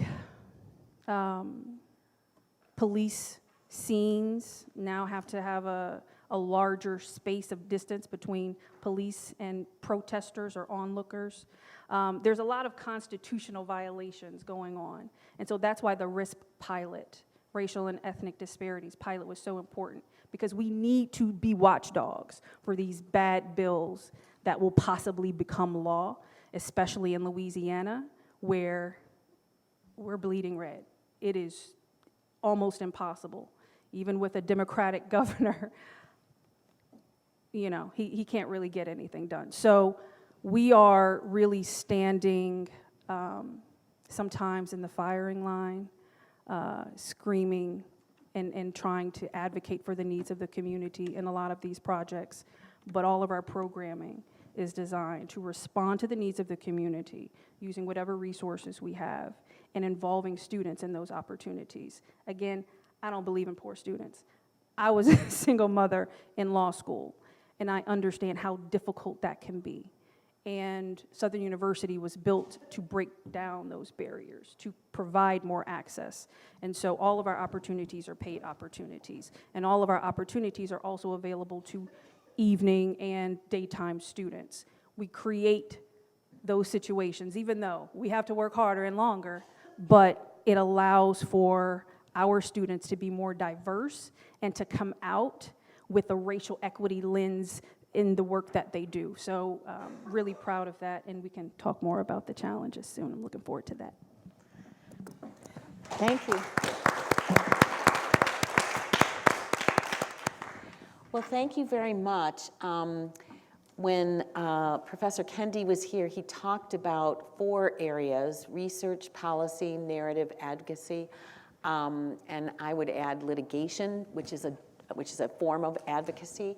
And what's interesting is how each of the centers has a different focus, and you are doing just amazing work. My question for you next, and then I guess at 11:30 we're going to open it up for questions and answers, is to talk about the challenges. You've talked about the work that you do, the research, the policy, the narrative work, the advocacy, the litigation. What are some of the particular challenges that you face in doing that work, and how have you overcome them? So in terms of challenges, it's really about resources. And so when I think about resources, I think about getting them, keeping them, and allocating them. And when you're thinking about getting, keeping, and allocating them, I think about, well, with regard to your theory for social change, I think about the time horizon. So I think about short-term time horizon, I think about the medium term, I think about long-term. When I started the center, I was promised that I would get a teaching fellow, somebody who I could train to go out there based on the model of the scholar, teacher, advocate that we do in the Korematsu Center. And that was that's the long-term vision, right? So planting them one by one to go out there to then do this work in the classroom, on the pages of law reviews and in books, and also in terms of the advocacy that they would do. I started my center at the worst possible time, 2009, crash, the downturn in terms of law school enrollment, and so that got taken away. But I have Vinay Harpalani out there, University of New Mexico School of Law. We got through one person. That's the kind of thing that we can do. If we're given those resources, I can do more of that. So we can also think collectively how we might support teaching fellowships like this. The other project that I was promised at the outset was a book project that I could do. So I could gather each year on a question, half law, half non-law scholars, on a common question. So the first question was intergroup conflict and cooperation. 3-year cycle. You meet, you workshop papers, and then you publish it in terms of a durable knowledge product, a book. Eventually, it's going to be a book a year. We got one book out before that got taken away. The second project was going to be the After Race project. The third project was going to be on the 50th anniversary of the 1964 Civil Rights Act. So planning 3 years in advance on something that would come out at that point in time.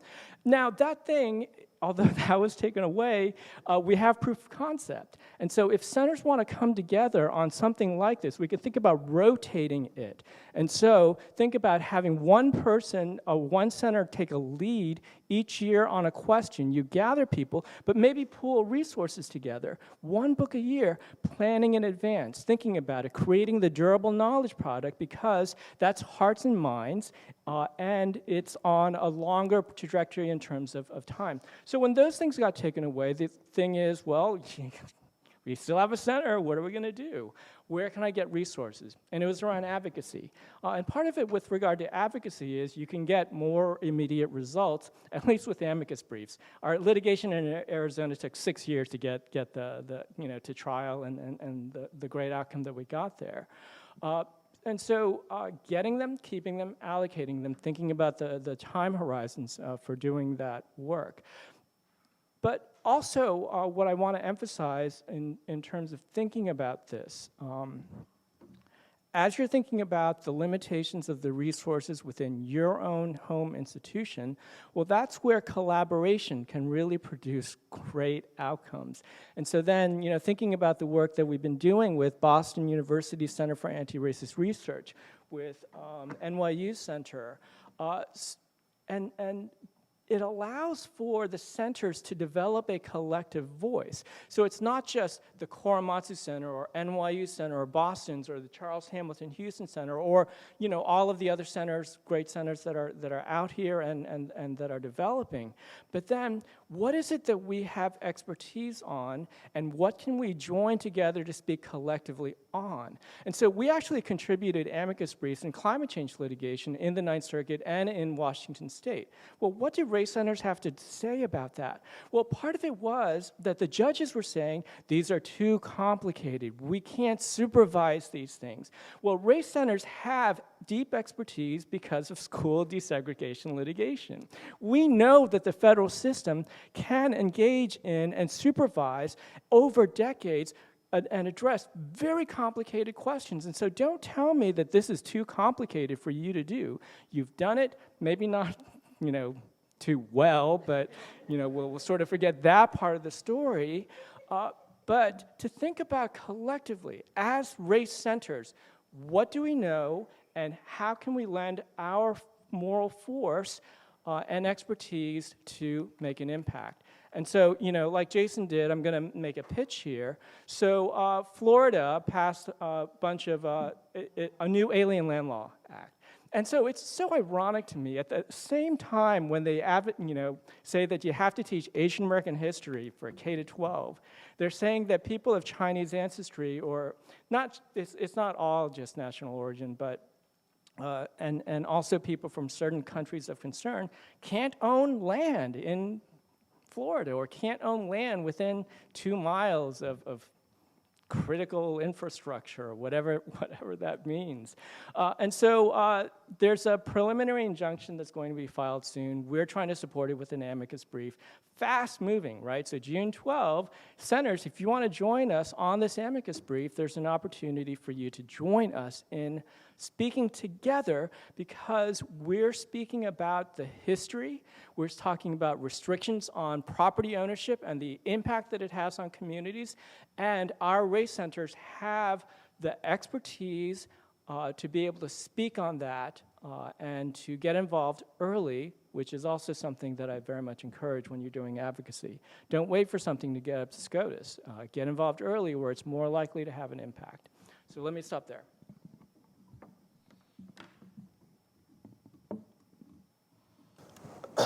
Thanks, Bob. So I'm going to try to answer this in 2 different ways, but I will be brief, I promise. One, just in terms of operational challenges, or sort of broader challenges, and then maybe some substantive challenges to doing work, particularly through this sort of democratic process lens. I won't rehash everything that Bob said about the resources. Obviously, huge challenge, and I think everyone has their version of that, so I won't share my sad story with all of you.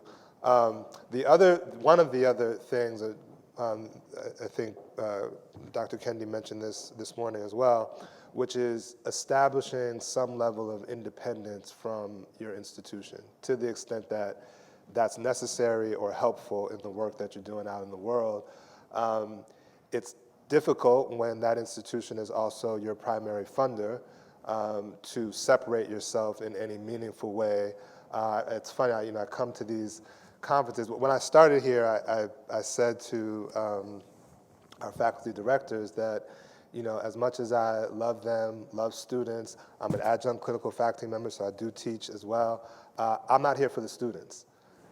I'm sorry, I love students, but the work of this center is supposed to be community facing. So to the extent that we have students who want to engage in that work, I'm here to give them every opportunity to do that and to learn along the way, to become racial justice warriors when they get out of law school. But the programming is not going to be centered around students. And so again, that's a tough thing. That's a hard thing to maintain when you live at a law school. But the more we're able to establish other funding and figure out ways to distinguish ourselves from the law school more generally, I think the better. And then, I come to these conferences and everyone's like, you're from NYU, right? It's like you're the center at NYU, the NYU Law School Center, which I get. And there are ways in which that is beneficial to us as a center in terms of raising money and raising our profile and all that. But there are also ways in which that limits us because I don't have NYU's budget. I'm not answering for anything that NYU Law is doing out in the world. And the work that we're doing as a center, I see as really completely separate and apart from whatever it is the law school is doing. Part of why I think that's important is related to the other challenge, which is overcoming the institutional reputation that has been developed, and I'm sure this is not true just for NYU, but for institutions across the country who do not traditionally have a great relationship with the communities that they're interacting with or not interacting with. And so, when I first got here and we were doing some landscape analysis around environmental justice work in New York and how the center could be helpful. And so we reached out to a bunch of folks and did maybe 20 or 30 interviews of people's community advocates, impacted community members, practitioners. And the common theme was, first of all, before we start this conversation, what is it that you want? What is it that NYU is after? You're like, what's your ulterior motive? And when we unpack that, that's coming out of their experience and feeling like there's this extraction that Dr. Kendi talked about that's happening even while these sorts of centers are supposedly trying to do good work. So it took us some time just to kind of break through that and get to the point where we could have open and honest conversations with community partners who felt like we were genuine in wanting to be helpful and get out of the way as opposed to trying to take over the situation or duplicate work or reinvent the wheel.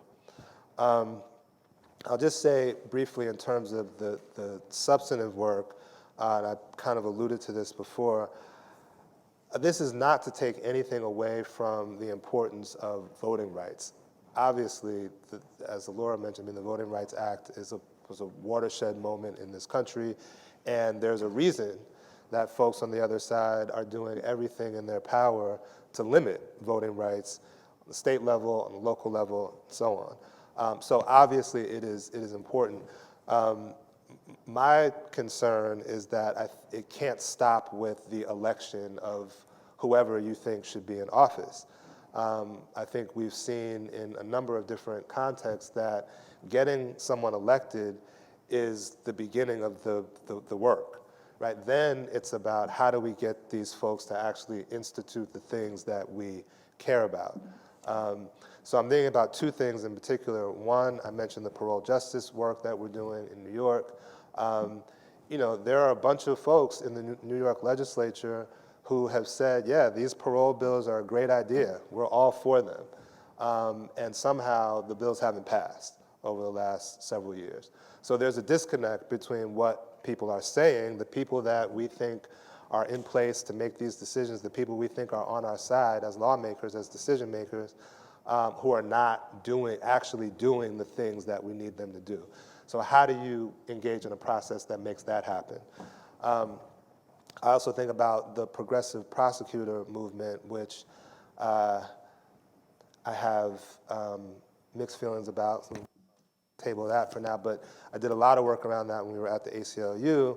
And again, there was a significant push to get particular people into these jobs on the theory that they can then use their discretion and use their power to make changes and all of these things. As it turns out, the law has some very real limitations to it that make it very difficult, even if you are a progressive prosecutor or someone who thinks that we should think about crime or criminal justice differently. There are hurdles that make it impossible for you to do that, even if you have the best intentions.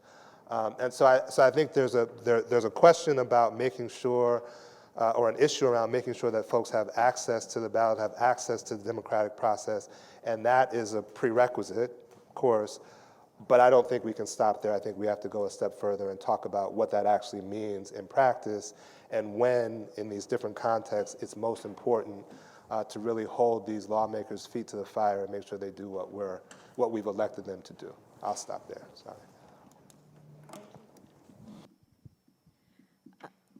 I really want to continue to highlight this resources problem. And the reason I think actually is really important is that one of the challenges that we face is not money for money's sake, but what it is that we're trying to do with that money. And often what we need is more people. There are so many things that we are interested in, so many focuses that we want, but our people are already stretched very, very thin. So most of us in the Critical Race Studies program, we don't only teach CRS work, but we also teach in the first year curriculum. We also teach advanced classes. And as you could probably imagine, we get pulled for a lot of service opportunities as people of color in the academy, not only in the law school, but also in the greater university. I think another interesting thing or something that we are challenged with, or at least I think is a challenge, is meaningfully engaging our students in this work.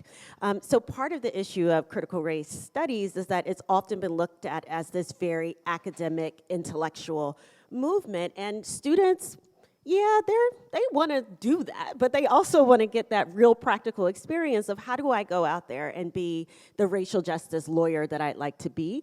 And I think that we are having a bit of a challenge with that, but that's also part of the resources and funding. Another thing I actually really appreciate what Bob said is that we also, because there's so many things out there, the issue of focus. How is it that we really drill down into particular areas when we see how many things are going wrong, right? But I think it's so incredibly important that we do that. Another challenge we have is really thinking about this institutional support versus outside support. On the one hand, we'd love our institution to give us a lot more money for us to do the things that we want to do. On the other hand, we don't want our institution to give us all this money because we don't want them to tell us what we can and what we cannot do. Another, I think, challenge that we have is thinking about advocacy and what advocacy means. I think lots of times in the law school, we think about litigation as our main point of advocacy versus doing other things. So for example, we know that this anti-CRT movement is very much focused in local school boards. And so one of the things we're trying to do is actually have model school board policies. Now that's not something that lawyers already usually focus on, right? But that's the kind of work that we see is going to be incredibly important going forward. I also kind of want to go and think about the issue of democracy, because I don't think I really talked about that in the first question. And one of the things I am very interested in is really thinking about this K through 12, and us thinking about K through 12, because I think that, Brown said that the very starts of citizenship, the very foundations of citizenship and democracy are our children, and where our children go to school and what they're being taught in that school. And that's also, I think, a challenge when you're in a law school where that's just not what we do. We don't always focus on curriculum and all of those types of things. But I think this moment is really calling on us to do so, because it's the curricular wars that are really, I think, undermining democracy, especially when it comes to our children.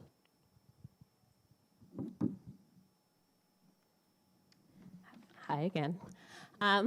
So as someone coming from a relaunching institute, kind of starting from scratch, I go back to first principles, which is what, why, when, where, and how. Kind of the questions that we were asking ourselves. Now, the why was really easy, and I think it was really easy for the three of us at the Charles Hamilton Houston Institute. For me, the why is extremely personal. I think back to my mother's stories of desegregating her school in South Carolina at 11 years old, telling me about the stories of people calling up to her house, threatening to kill her, threatening to bomb the house, what it was like to go to school, and thinking about all the people who came before me, who fought to make sure that I was able to get the kind of rights that I already have, and making sure that we're not doing the kind of backslide that all of us are seeing. So the why question, I think, for all of us at the Institute had a kind of immediate answer of like, why are we engaged in this work? Why are we doing this work? And I think that has to be kind of a principal question that we all ask ourselves and continue to ask ourselves, like, why am I still doing this? Why am I not doing something else? The what was also a kind of question when we think about challenges that we're still working through, but we were able to at least come to some first answers, which was we want to be in 5 areas. Democracy started it partly because of my history, Professor Charles's history. We want to be interested in criminal law, given the Institute's long history of working in criminal law. We haven't forgotten that history. We wanted to be involved in environmental justice. I think a lot of folks today and yesterday talked about the importance of environmental justice, health equity, and technology. But when there are so many things that you could do, we also want to be very cognizant of having 5 areas and not overextending ourselves, which is why we're taking a project-based system and rolling out our project. So unclear what our next project's going to be, but I've spent a lot of time thinking about our criminal law project and had conversations with some folks in this room, including Jason, who was very helpful with his time to kind of think through what our primary kind of project coming out of the criminal space could be. So that's the what, and we kind of answered the what for ourselves of what do we want to do when you can do anything and everything and you have to focus yourself. The how is where we are. We haven't even gotten to the when and where, so spoiler, I have no answers for that. But we've been working through and spending a lot of time since I've been at the Institute thinking about like how do we do this work and how does an institute do this work. We first had just a structural question at the university, where can litigation and advocacy take place? Can it take place at an institute? Does it take place at a clinic? We've been partnering with clinics. We are going to be launching our own clinic, hopefully the following term, so like working through the how. The other question is, a lot of actors are engaged in the kind of spaces that we want to be engaged in, and how do you work with those actors, and what is your role when you think about civil rights organizations, movement organizations on the ground? And we're still working through that. We don't have an answer, But one of the things that I've been thinking about a lot lately when I think about the how and how do I work with other actors is thinking about, well, what is their role? So when I think about a lot of civil rights organizations right now and civil rights organizations when I think about voting rights, they are drinking from the fire hydrant. There are hundreds of voting rights cases currently happening. Multiple voting rights cases out of multiple states. I mean, the attack on the right to vote is kind of unending. And they're playing the role of the firefighters because there's so many fires to put out. But I think there's a question of like, maybe we're having so many fires because there's something wrong with the fire code or the city code. And who's thinking about how do we come up with a new fire code? How do we come up with a new city code? How do we change some of the mechanisms that is causing the fire to go out? And that's a place where institutes out of law school can have a real value added is as folks are on the ground fighting the fires, how do we support them and think about how do we rewrite the fire codes? How do we rewrite the city codes? What could we be doing to put out these fires before they even start? And that we can do in partnership with people who are out there doing the work. And that's what I've been kind of thinking about is how do we work in partnership with folks out there, front lines, to support their work and thinking through just the new kind of mechanisms we need.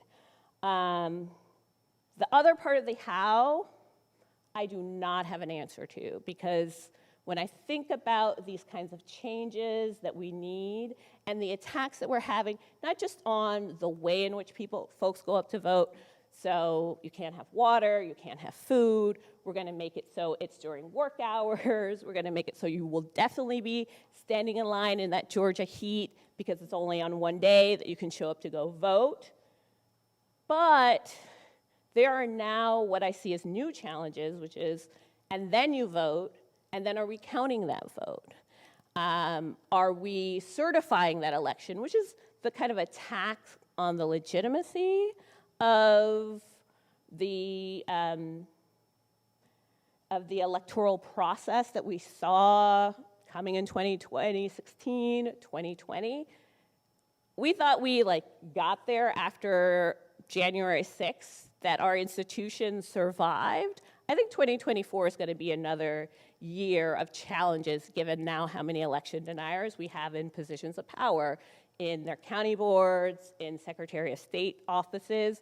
We're not clear from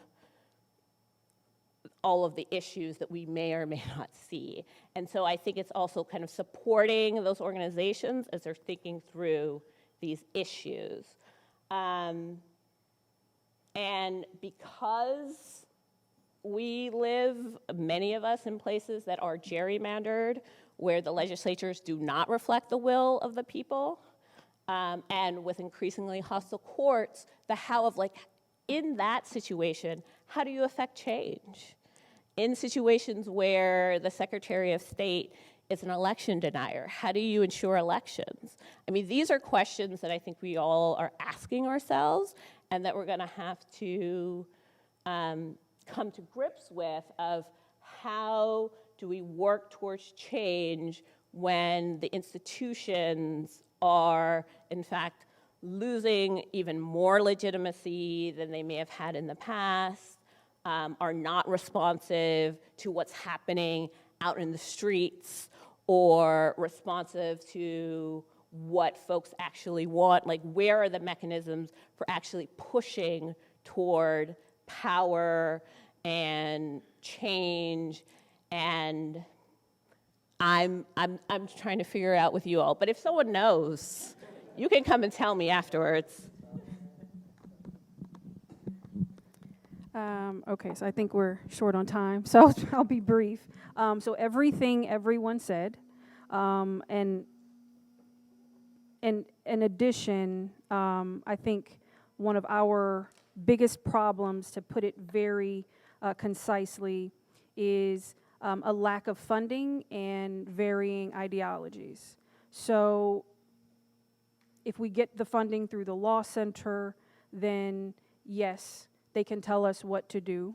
However, we're still a state entity. Everybody that works in the institute is a state employee, and therefore we cannot speak out about the state. We can't speak out against the state. And so there's sometimes differing ideologies on the administration side based on a lack of information from the community. And when we provide that information, sometimes that could be very, very challenging because we're working with an HBCU that is very family-like. I don't know if you're familiar with the HBCU feel, right? But if you can imagine your own family and then giving them jobs.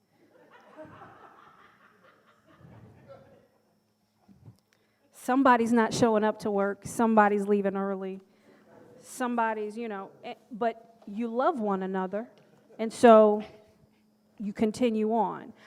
So we have to get very creative a lot of times with creating competency within our own administration, and then we have to get creative with the mission. They give us a mission, they give us funding, they give us a mission. So one of the missions is, they're going to ban all the books. They're banning all the good books, right? They're going to ban us from even talking about this history. So get ahead of it, do a series. So we created a series, The Missed Education, and it's the missed education of whatever we want to talk about. And we do it in short video form. However, that does require some money sometimes. And so it's hard to do that on a $0 budget when the funding isn't there, but the work is still needed. Then you turn it to the nonprofits. And at the MacArthur Foundation's conference a few years ago, there was a wonderfully coined term, the nonprofit industrial complex, that has its own agenda, right? And it's not yours. But if you want the money, you're going to have to subscribe to that agenda. And I have not sometimes declined to apply for something because of different agendas, different ideologies as well. That is a challenge. And it's an understatement for me to say that that is a challenge.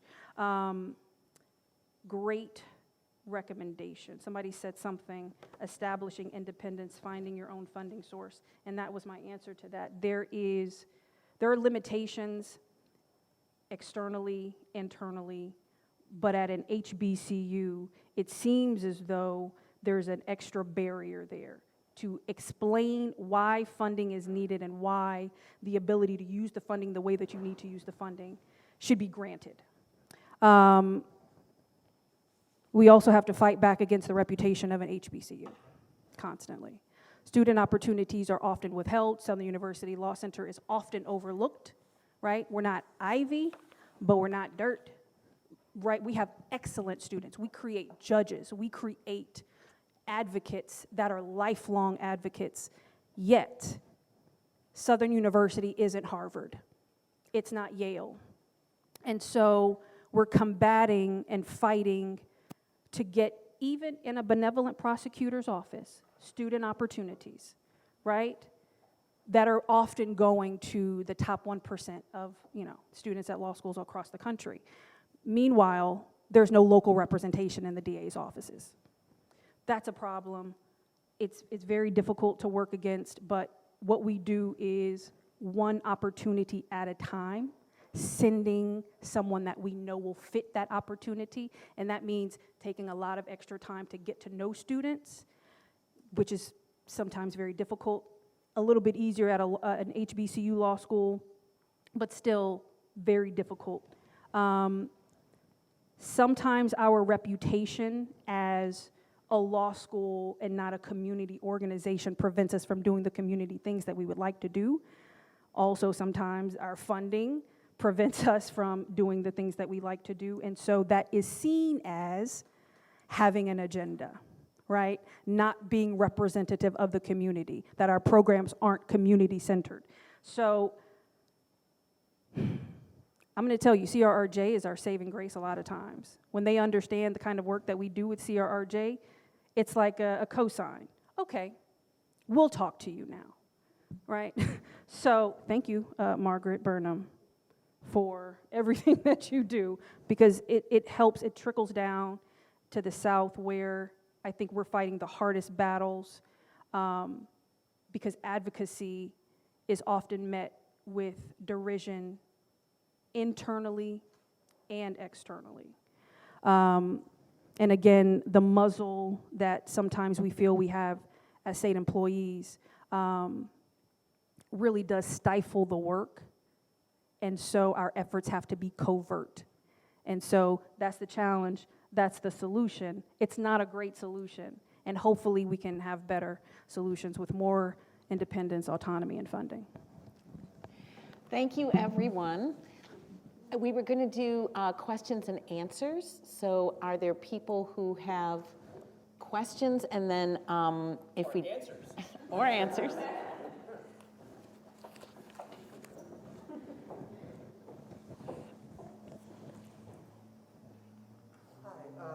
I just have a thought I'd like to throw out. It might be also for later breakout sessions or whatever, but...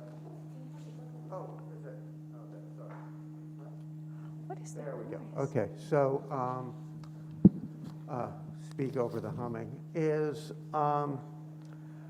this is a very tactical question. So, but I'd be interested to hear your thoughts about it as a possible opportunity. You know, given the impending dismantlement of what's left of affirmative action, you know, as we're waiting to hear from the court, universities are going to be trying to figure out what should we do, right? How can we address this? And to think about very tactically how these centers can make demands on the universities as saying, we need to be part, right, of the response to, however the Supreme Court decision comes down, right? It's an opportunity to say and to think about ways, whether it's, in terms of the center's role in, pipeline kind of work, but also just as, conceiving of affirmative action broadly as a sort of, restorative, reparative enterprise, and saying, and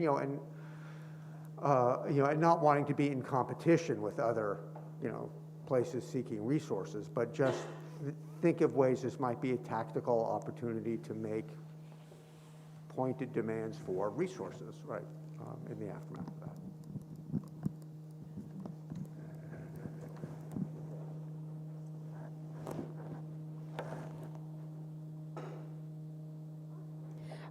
So, interestingly, or not, California has already not been able to use affirmative action in doing that.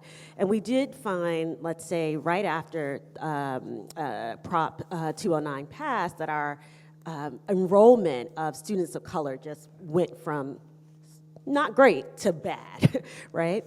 But one thing that we have at the law school, and this is all legal, is that part of the critical race studies program, we have a specialization. And part of our specialization is that we are allowed to admit students that are called programmatic students. So we have a certain number of spots that we are allowed to bring in, and this doesn't necessarily raise the number of, let's say, Black students, Latinx students, et cetera. But it tends to, right? Because those are the students that tend to want to apply and go into thinking about critical race lawyering. The other thing I think we did as a law school was to, or as the university in general, was to do a lot more outreach. So a lot more going into communities, going into high schools where students are not necessarily thinking about law school, but now they are. We have a program called the Law Fellows Program that I've been doing a little bit of teaching in, I did this year, which are students who are underrepresented, who want to go to law school. And they come from lots of places. They come, a lot of them from Southern California, but also in other places. And that's kind of a pipeline, right? We teach them about the law, how to be successful law students, how to go about, they get LSAT prep, and that's run by the law school. And so there are ways, I think, that are very creative ways in order to make sure that even after affirmative action is dismantled by the Supreme Court, that there are still ways in which you can be very proactive about getting students of color, again, on a very legal way, into the law school.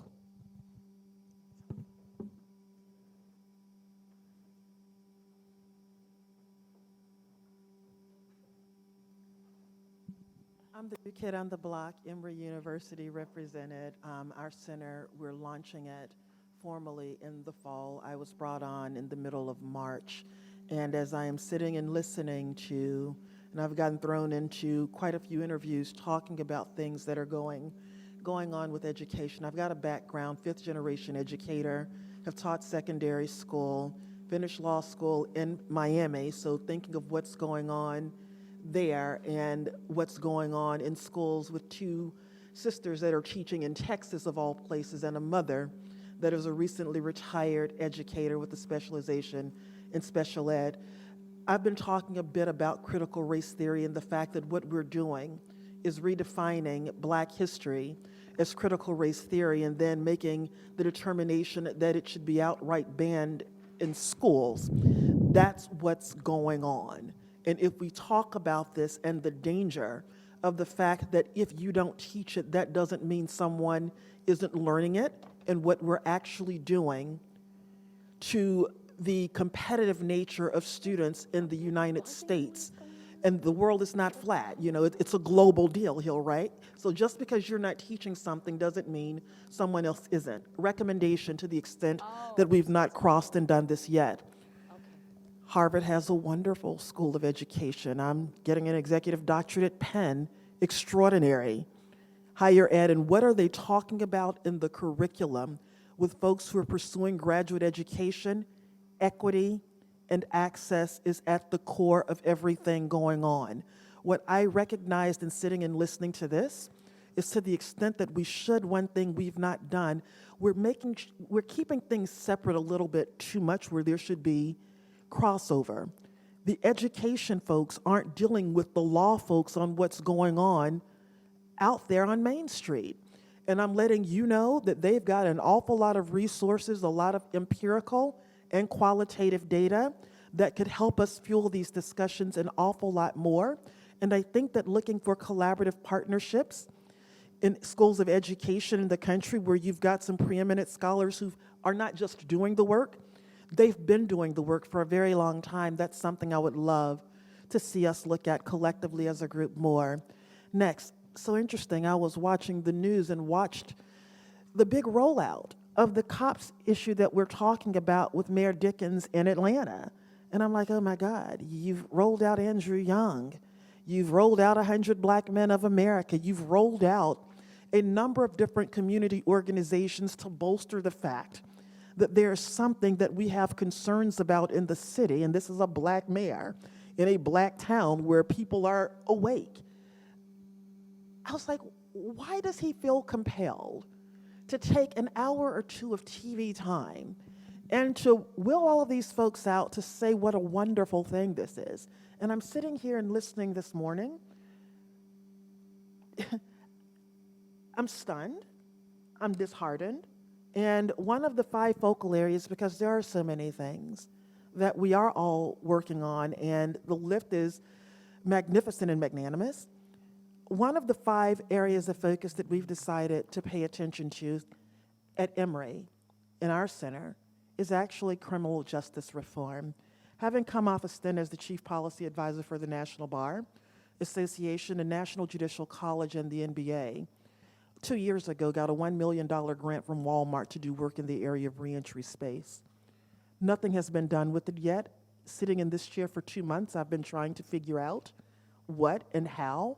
And I think listening to the work that we've got here, you've got advocacy on one hand, but we need to have a national network of looking at this issue. That's something I would love to see us attack or tackle And if there is anything that you can think of us doing to be helpful, I just want you to know that that's something that we definitely look forward to doing. One of our spring symposia will be in the area of criminal justice reform, so we welcome you all to come down, and if there's something that we need to put together to collectively combat what is going on with this big center in our city, sign us up for it. Thank you so much for having us. And also thank you to Duke for making us aware of this. We're working with them to do the Duke. I have a quick addition. We do need, and I liked the idea of having an association, but we need to be aware of what's going on and who's doing what. The National Conference on Race and Ethnicity in Higher Education is happening right now in New Orleans. That needs to be a partner in this work. I think that we should look to connect with them as well. Good morning, good morning. And thank you all for coming and sharing your stories, perspective. I really appreciate it. I want to address kind of two things. One, Mr. Williamson, and I can't see your name, Ms. Lundberg. It's something that you guys both kind of alluded to and from different parts of the angle, which was a lot about, one, just the trust that you have in the communities at times, and trying to really connect with the communities, and then also different people in the spaces, in the same spaces. And so I was curious if you could really get into what are some of the challenges you're seeing with, say, pursuing partnerships, engaging in some of those folks that are already in the same space, and saying, hey, like, how do we create more scale across the work we're trying to do, and you focus on this area. I'm just curious into some, because I'm sure you've thought about it, gone through it, been exposed to it. I was just wondering if anyone on the panel could just speak a little more to some of the challenges with, as centers, saying, hey, let's partner, or can we use your resources to kind of address the underlying issue, which is resource, right? Whether that be cash or human capital. So thank you for the question. I mean, I think, first of all, there has to be a genuine willingness to bring some humility to the relationship, and you have to mean it when you're saying to people, we're not here to dictate what this looks like, we're not here to take credit for it. All we want to do is help you be more effective in the work that you're doing, or provide resources, or redistribute some of the resources that we have access to because we're at the law school. I think that is very difficult for some people to swallow, given their experiences, and I also think it's a hard thing especially for lawyers to do, and for law school centers I think it's one of the reasons that I think law schools create centers, yes, because they want them to go out and do work, but it's also to publicize the law school and make the law school look good, and make the law school look like it's doing these great things out in the community. And there are some very real ulterior motives. So I get why people are hesitant.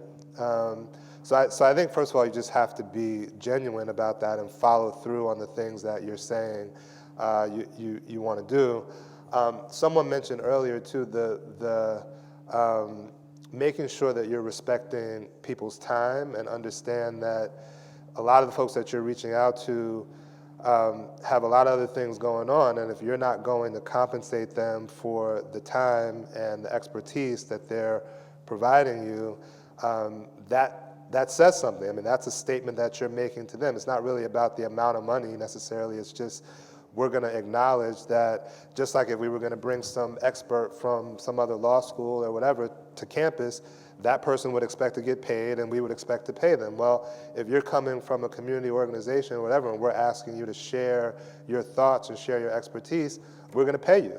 We think you deserve that, and let's build on whatever it is that you're bringing to the table. And then the last thing, I mean, I guess it's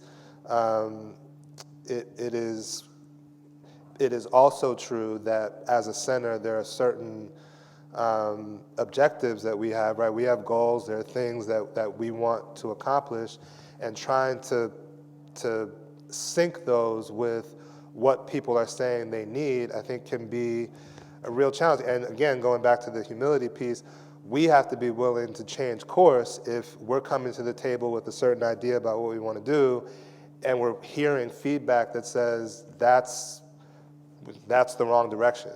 And I think if you're willing to do that, I think people will eventually come around, and you'll be able to build a level of trust that allows you to really kind of deepen those relationships and do more and better work going forward. So I don't know if other folks have other thoughts. Yeah, I mean, I think at this point, for me, I've been doing more thinking about this than actualization of it in this role. In my old role, I had to do a lot of thinking and working with community groups, and something that I've carried between the two is to have a friend, you have to be a friend. I mean, these are relationships at their heart, and no relationship is one-sided, meaning that if you're not giving anything, you shouldn't expect to get anything back. And so that's something that I carry through when I think about how to kind of go and be in the world and be in relationship with people, which is what we're talking about, is how do you build relationships?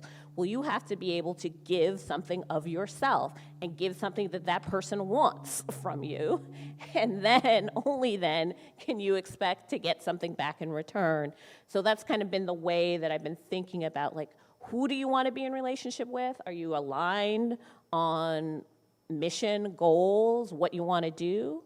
And then how do you be in relationship with those people, making sure that they are getting something out of this, too.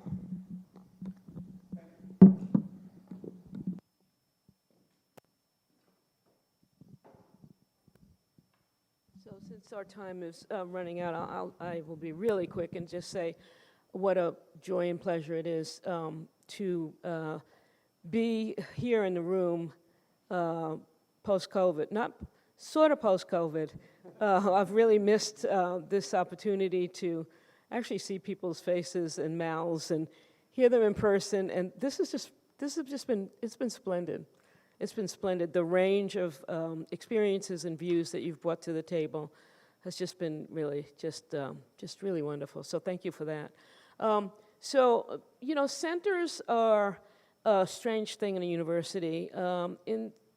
Historically, they have emerged to, keep a faculty member happy, maybe, who thinks, I really need to get out of the classroom and do some other things, and so I need a center. And that's great, but it also means that those centers are closely identified with the individual, the founding director. And there are some examples up there at that table. But it does raise the question of how you develop sort of an institutional presence, memory, programming, and resources that will extend beyond the individual who is the founder. And I don't want to point to Bob in particular, but he probably has the most experience with this. It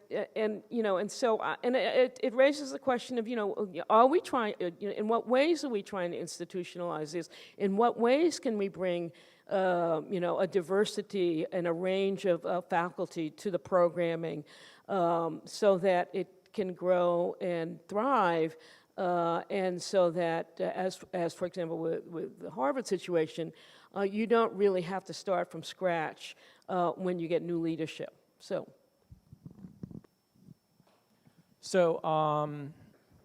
when I started the center, I actually had built into the 10-year plan or 15-year plans succession planning because I have seen institution centers be created where they stagnate after a certain period of time because of the founder's vision, the limitations that come with it, And so I think for all of you who are developing centers, you really should think about that. Also, in some ways, to allow yourself to go to the next chapter of whatever it is that you might want to accomplish in your career.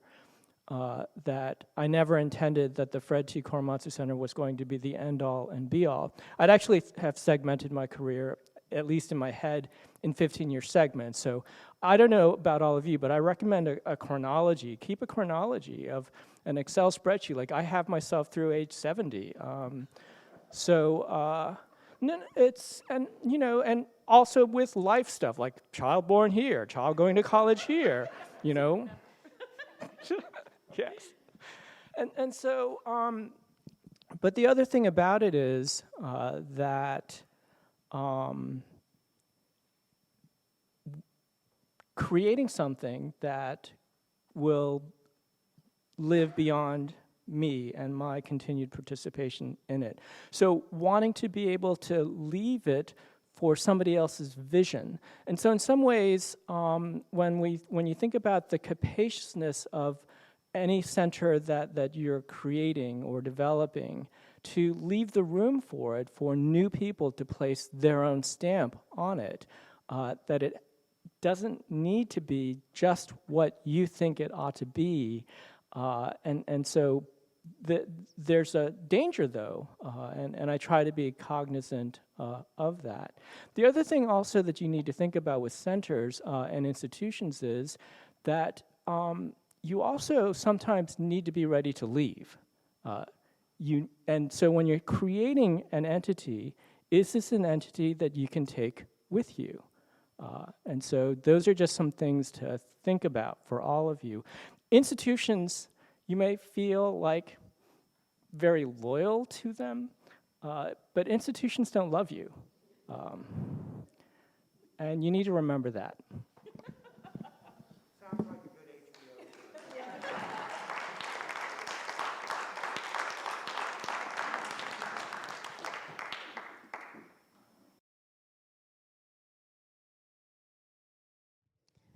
All right, good afternoon. Good afternoon. I'd like to call us back into session.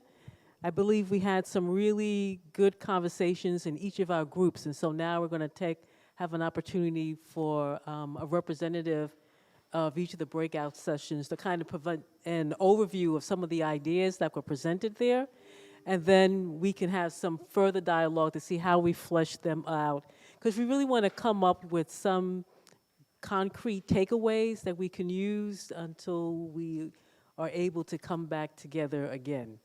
So at this time, I'd like to have Gavin Logan come and talk for breakout group number 1.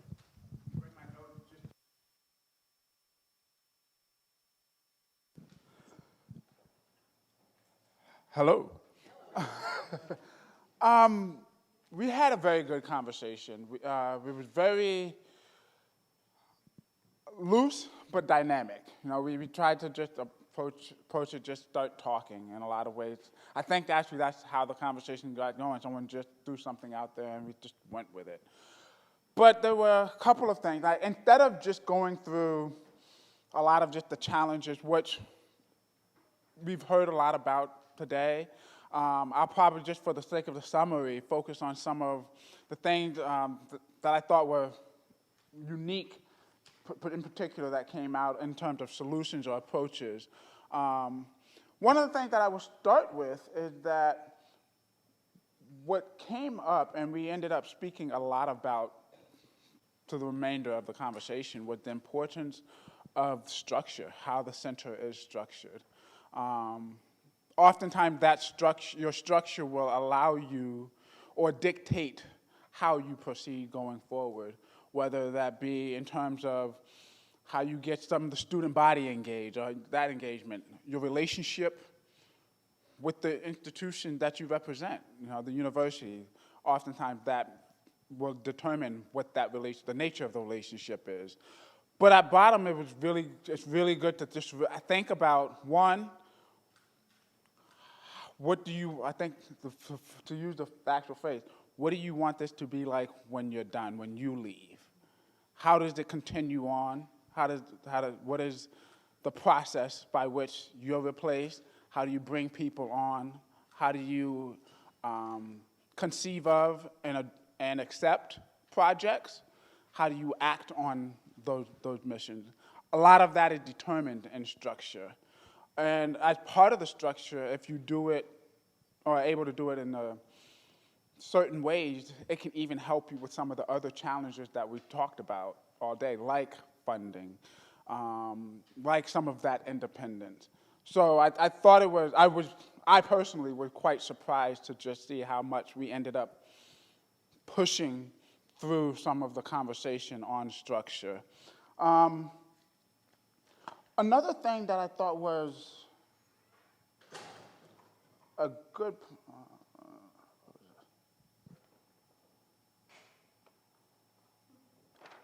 the other point that I thought was very pertinent that was mentioned in several different parts of the conversation in different ways was just the realities of the privilege that it is that we have, and understanding that in a lot of the communities that we serve, they don't share that privilege, right? They have other time and life commitments that they're trying to work through. And so as we draw on the communities to help us or to feed us information or what have you, we have to be mindful of that in our approach, whether that is something to the level of paying them for their time or just understanding the complications of I am a student, I am a mother, I am a parent, I am a caretaker, I have other commitments, right? And allowing that understanding to really shape your approach to addressing the community and interacting with the community as well. I think that those two major things, the structure and just understanding where we stand vis-a-vis those around us, were the two biggest takeaways and that I thought influenced a lot of the other challenges that we face. So I think that would be the biggest takeaway we wanted to leave with you all. Did I miss anything, team? Go get it, go get it.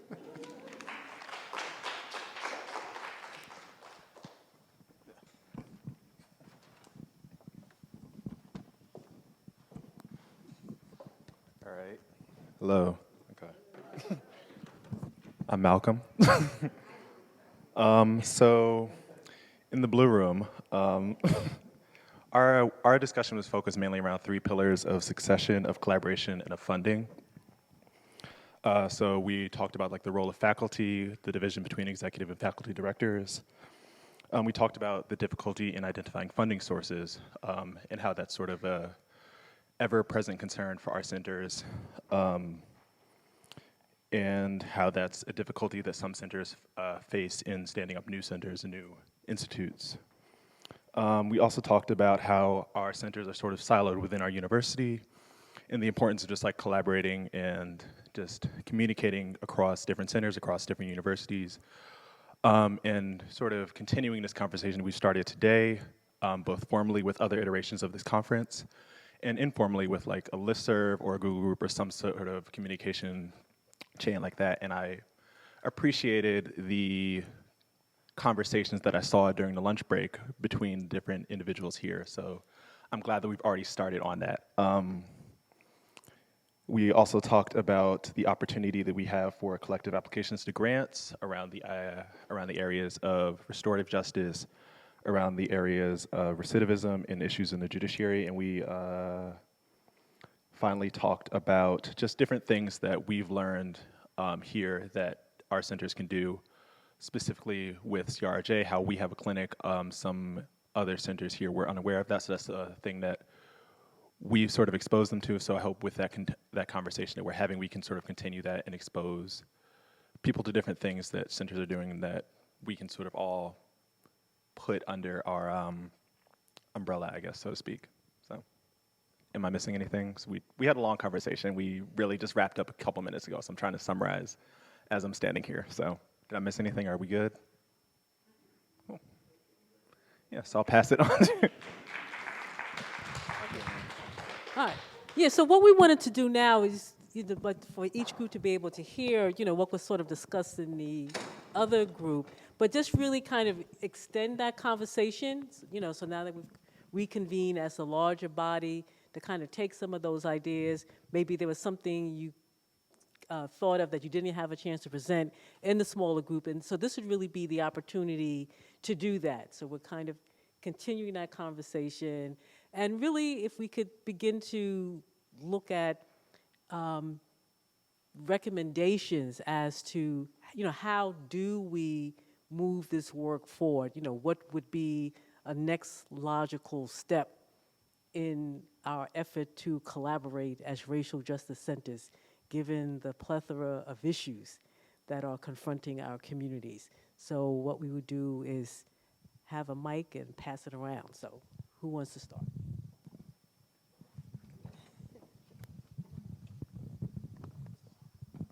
So one thing to think about might be to create a working document that is an inventory, and the inventory might include, all right, so by topic area, what centers are interested in that topic area, and then another portion of the document to have a different kind of inventory in terms of the centers that are able to do impact litigation, whether merits work or amicus work, so that we know who does that kind of work.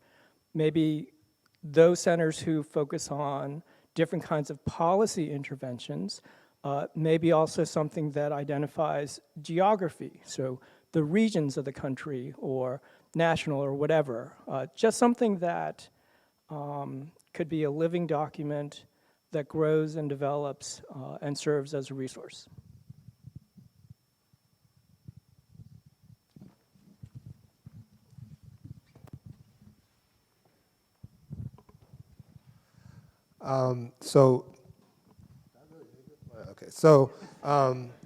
To build on Bob's point, I know we've talked about similar things in the past, but I'm wondering if it would make sense to have some kind of, and I know everyone's on 1,000 committees already, but some kind of advisory committee, to the extent that this is, I know we're not like an official association, but it just feels like there needs to be someone or ones who are responsible for moving this forward, even if it's something as simple as putting together a Google Doc, because we'll all walk out of here thinking that's an excellent idea, and no one will create it.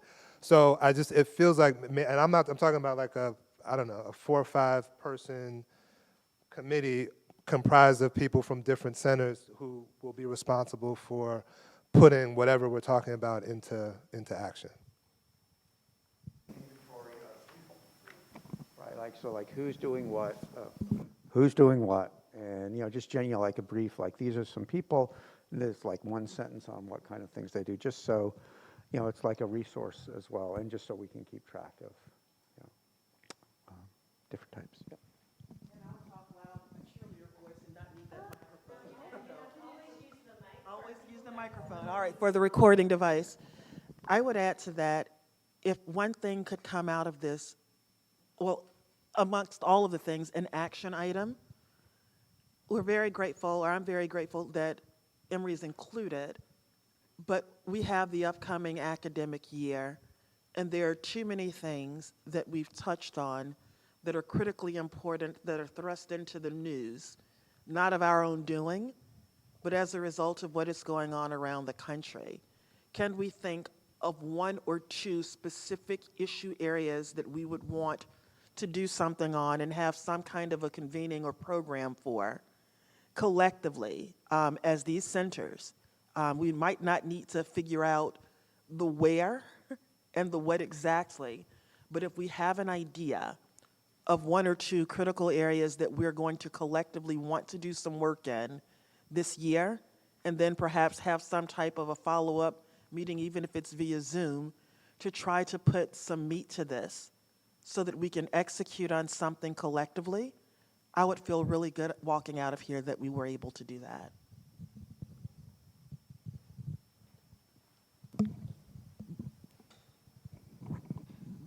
That I just have one thought in immediate response to that, and I wish Melvin was here, but it just occurs to me, there's this big, they're just in the news the last couple of days, and there's a big Biden administration initiative about addressing undervaluations of black homeowners' property. And that it's like it's right there. Sorry? Yeah, right. And so whether there's a way to do something, I don't know, but that there might be a lever, like a entry point for something there.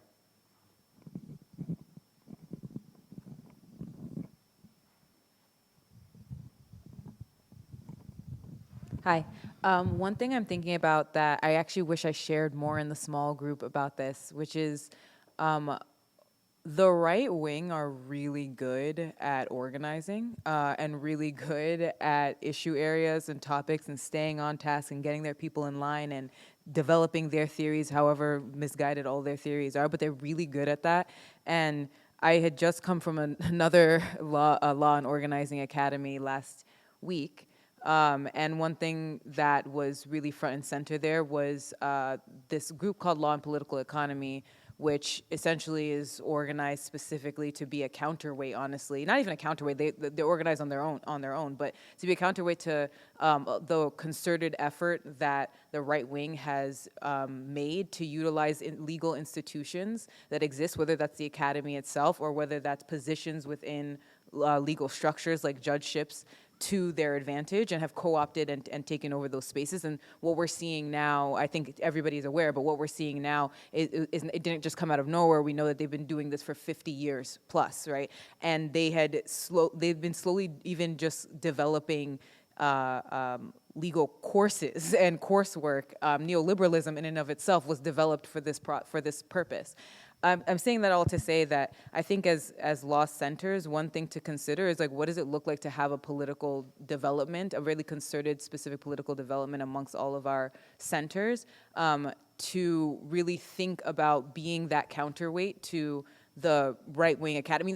Honestly, the right wing has co-opted all of the legal structure, and I think it's really important. But the legal structure is agnostic. Like, it's just doing whatever we tell it to do, essentially, right? Law is just opinion backed by the military. So I think that we should really think pretty heavily about what these centers can do together in developing a political framework, and how we're going to be that, whether it's legal, academic, research, whatever you want to call it, counterweight to the right wing. So that's what I want to just put out there. Debbie Ramirez got a $32 million grant. Legislative money, I'm so sorry, let me correct myself. Legislative money that deals in an area where there can be some coalescence. And that would be criminal justice reform, the subsect being reentry programs and reducing recidivism. That's good for the U.S. workforce. That means that's good for corporate interest. But it's also good for folks who are having a very difficult time getting employment. And to the extent that we could collectively work, and we've got schools represented from across the country, to do something that could potentially look like pilot programs, could potentially look like model legislation that could get funding and make recommendations working collaboratively with chambers of commerce and other groups, that might be something we'd be in a pretty good position to organize around, because I don't think that we'd have anybody believing that that's a bad idea.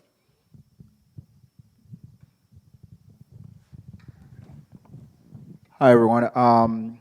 Gio Martinez. For those who I haven't engaged with, one of the things I shared out in our group was, as a part of the takeaway is, knowing what I don't know and getting to that, right? What don't I know?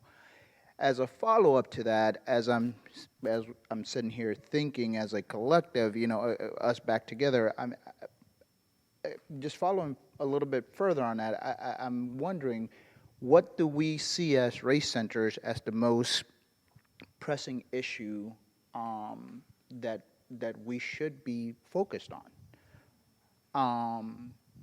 And so to the extent that there can be any galvanizing to address that issue, going back to, even what Alicia said, one or two issues to convene. But before even convening, before even coming back, there's that identification factor. And what do we see? And I know that can be, I mean, that can take us in so many different directions.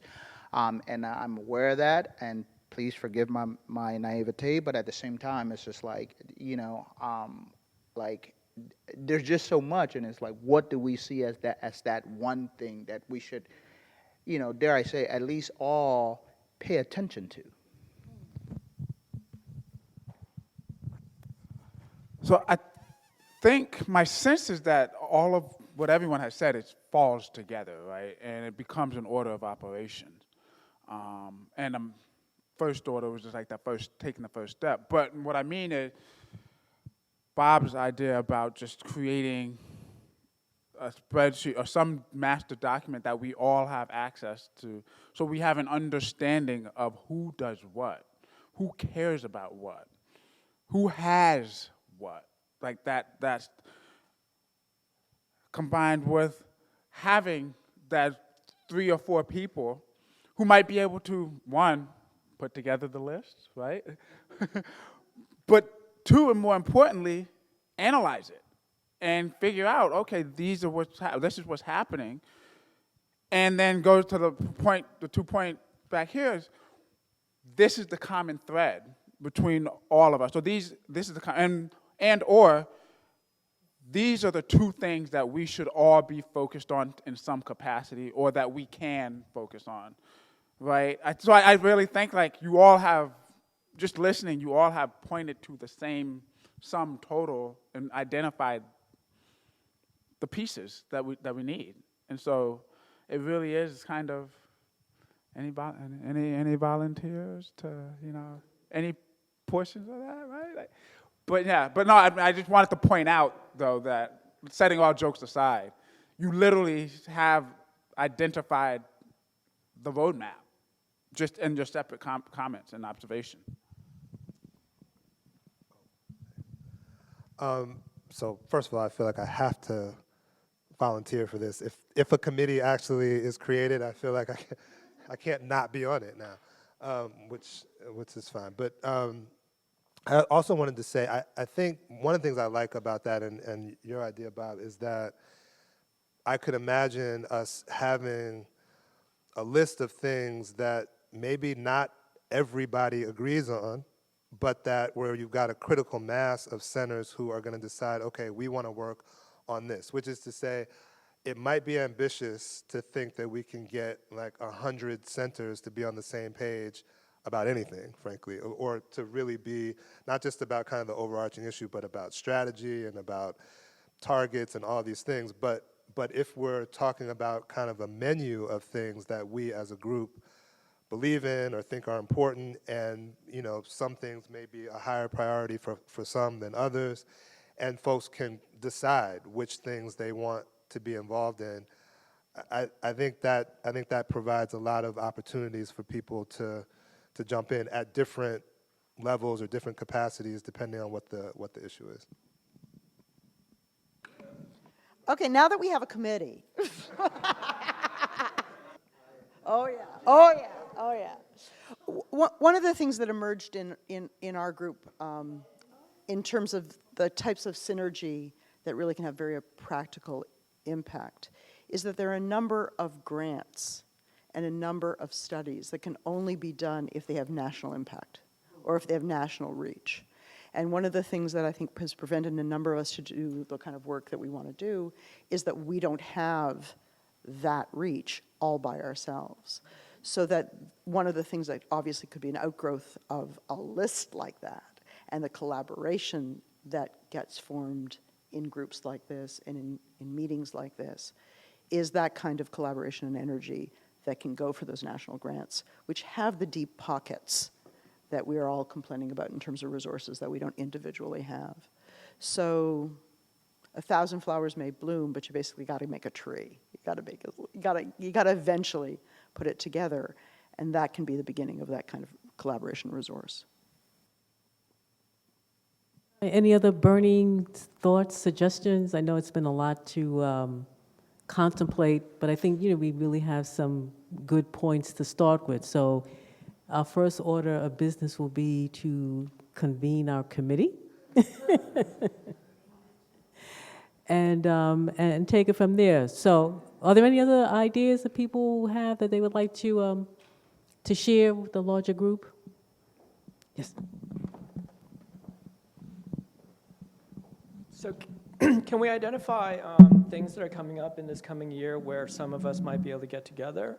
So, I mean, AALS is good for some people, but, a lot of people here are staff directors who probably don't go to AALS, the meeting in January. And so, it's good for some of us, but not good for others.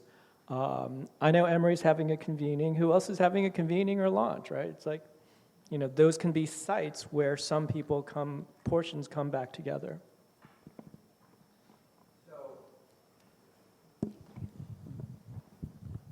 Directly responsive to Bob. So at Duke, the critical legal CLC, and I'm butchering they're having their launch at Duke.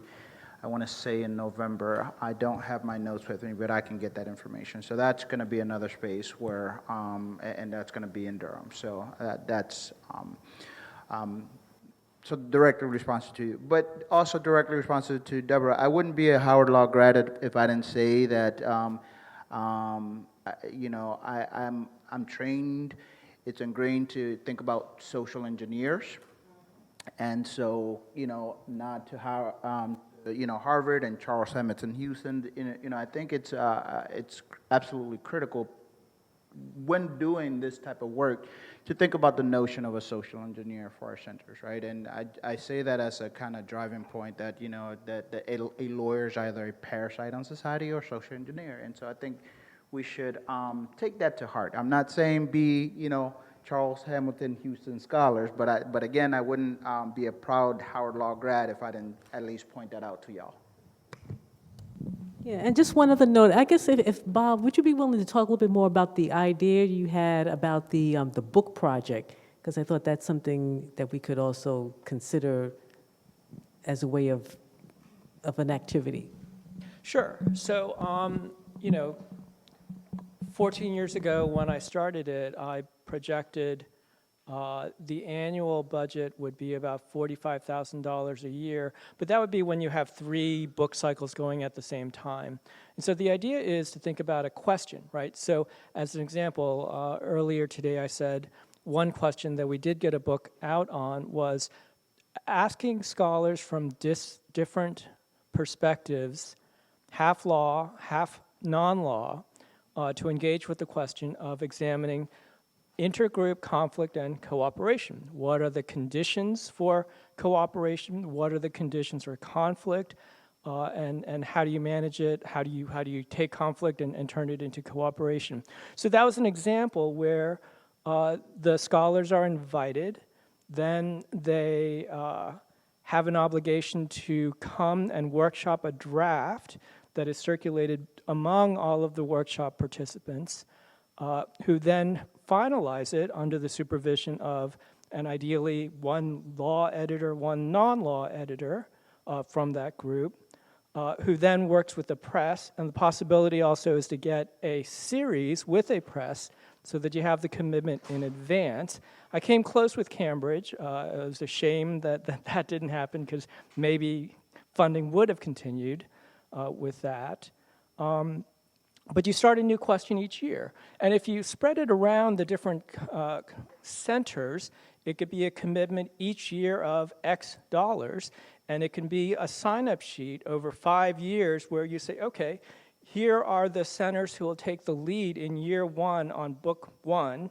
Here are the centers that will take the lead on book 2 that starts or launches in the next year, and on and on. And what happens then is that at the end of the day, you get a book a year from this because you start a new cycle each year. And then ideally, you would have a conference to celebrate the book. And so it's an outward-facing event. And so when I costed it out back then, that was what I projected, including at that time $1,000 honorarium for the completion of the chapter, and then the travel expenses to come workshop the paper. More than that these days, but that's something that could be developed, and I would love if y'all ran with it.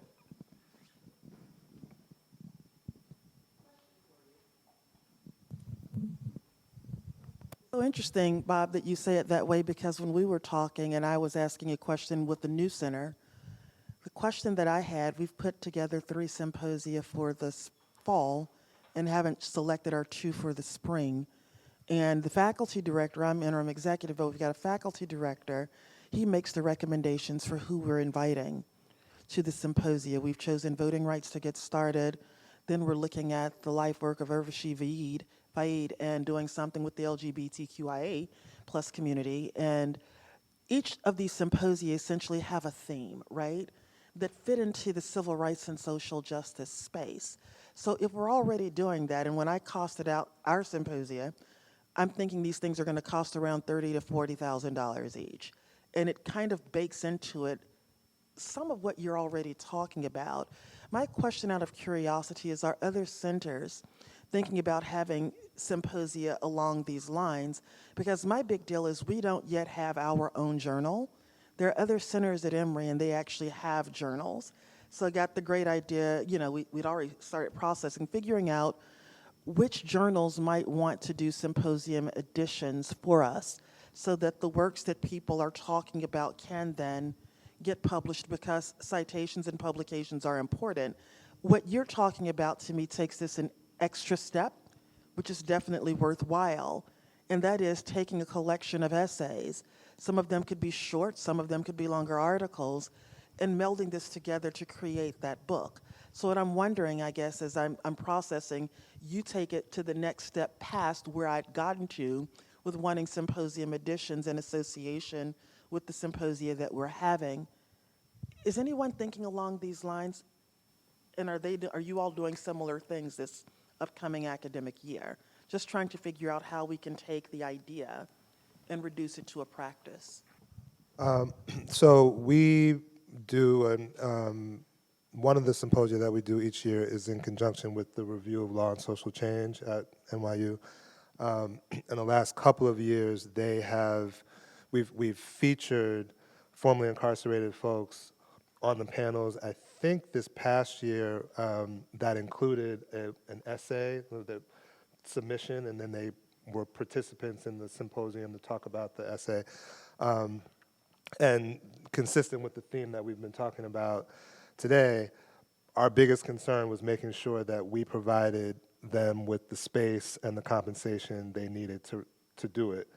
And once we made that happen, it all sort of came together. Now, it ended up, it culminated in the symposium. So, the sort of follow-up steps after that are less clear. But I think we at least have some infrastructure there to think about expanding on that practice.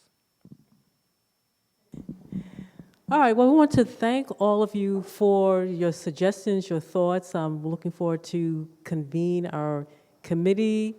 Okay, yes. One other thing is I mentioned it earlier, the Stop Cop City situation. I'm gonna, maybe the easiest thing is for me to get everyone's email address. I assume, Deborah, you have that, right? And then I can circulate the letter to everybody. And as I said, I think the goal will be to try to get something out the door by maybe mid to late next week. So take a look as soon as you can. I'm going to try to aim to get that out before the day's out.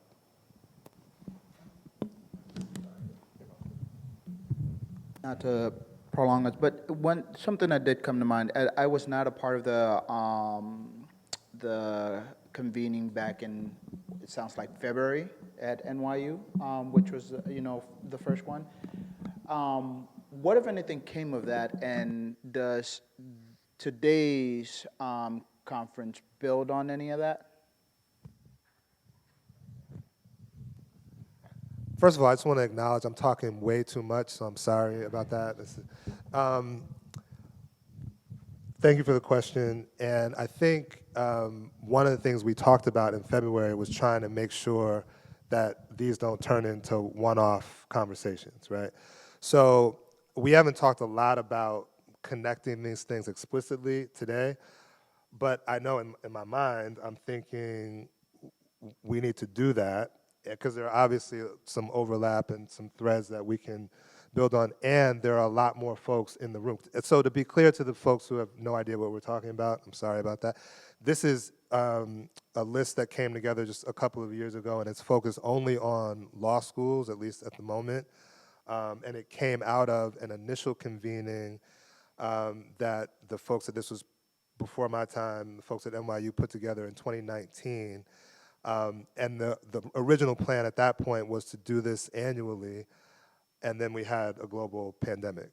And so this past February was the first time since the 2019 gathering that those folks thought, let's try to come back together. And I think we were able to accomplish some things, but it was clearly an initial step, bless you, and we wanted to build on it. So to some extent, I think maybe this is another step in that process, but let's try to figure out a way to really synthesize all this and make sure we're not losing anything in the process. On that note, I would say, that we do see this, as a continuation of that process. We just have to figure out how do we actually make that work and continue it, because new centers have since come along since that time. So it's like, how do we get people in the conversation who is still missing from the conversation? Do we need to have, more than just one conversation going, just given the dynamics of everything? So it's still very much, I would say, a work in progress. Okay, all right. Well, thank you all so much. We have some really great ideas. We've taken great notes. And so we are a little ahead of schedule, but that's okay. And so now we are going to bring up Deborah Ramirez to kind of give closing remarks and some suggestions for next steps. Thank you. Let's give her a hand. Folks hear me? I actually teach in this room, so I know that without the microphone I can project, but we'll do it this way. First of all, I just want to thank everyone for being here and for coming. We have folks in the room from Seattle and California and New York, from Florida, Washington, D.C., North Carolina, Georgia, Louisiana, Nebraska. We've come a long way to convene today. I do want to thank Deborah Jackson.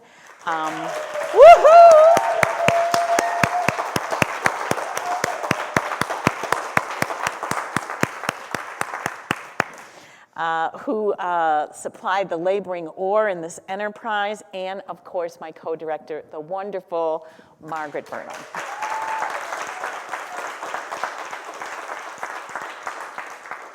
We could not have done this without support from Northeastern and James Hackney, our dean, so I want to thank folks at Northeastern and the dean for doing that, our planning committee, our panelists, and really everyone who made this possible.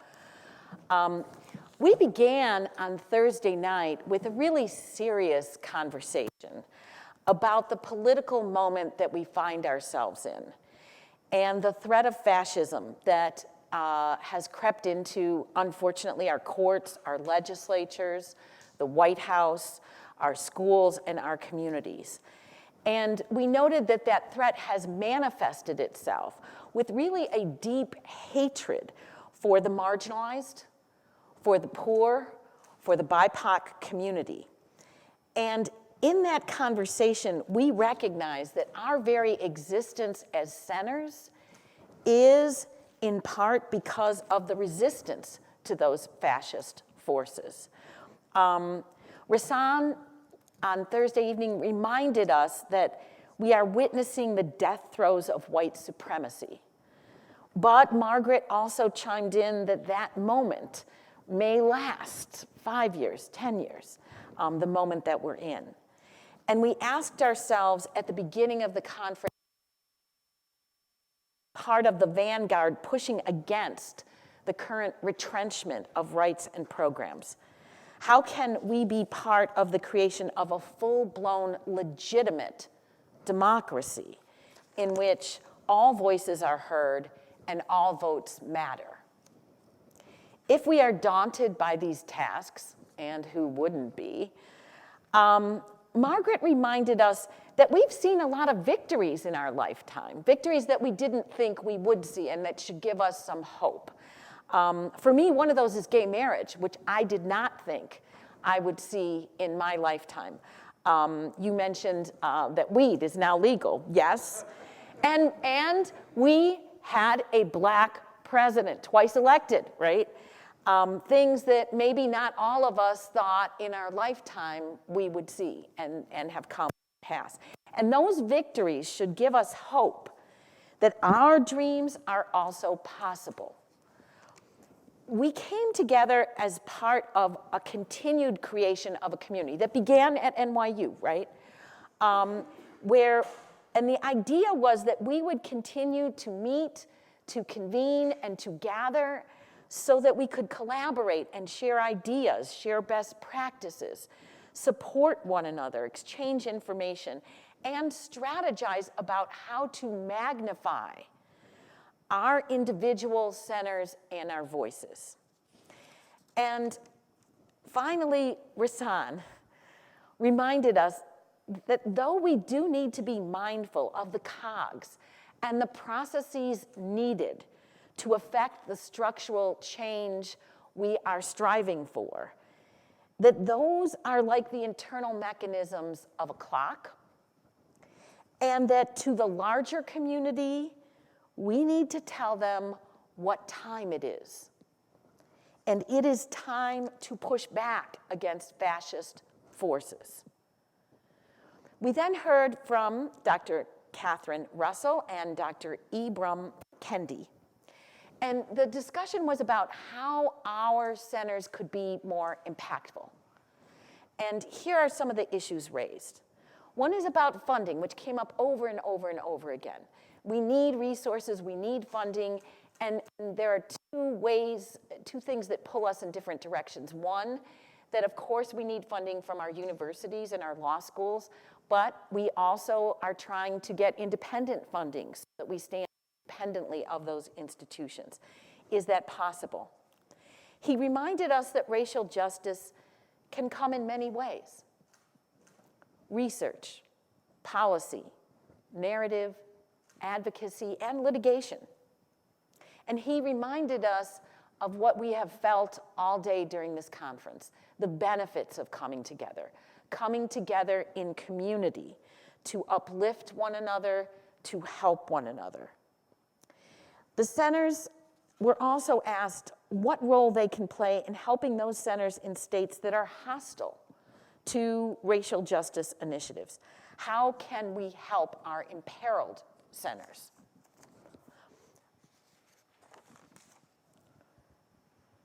He also reminded us that this terrain has no neutrality, that there is racist and anti-racist research, and that we need to animate and nourish and create anti-racist research. We talked earnestly about engagement strategies. How do we engage the larger community? How do we bring them into the academy? How do we integrate them into the work that we're doing in centers? And we talked about the model that Temple University represents.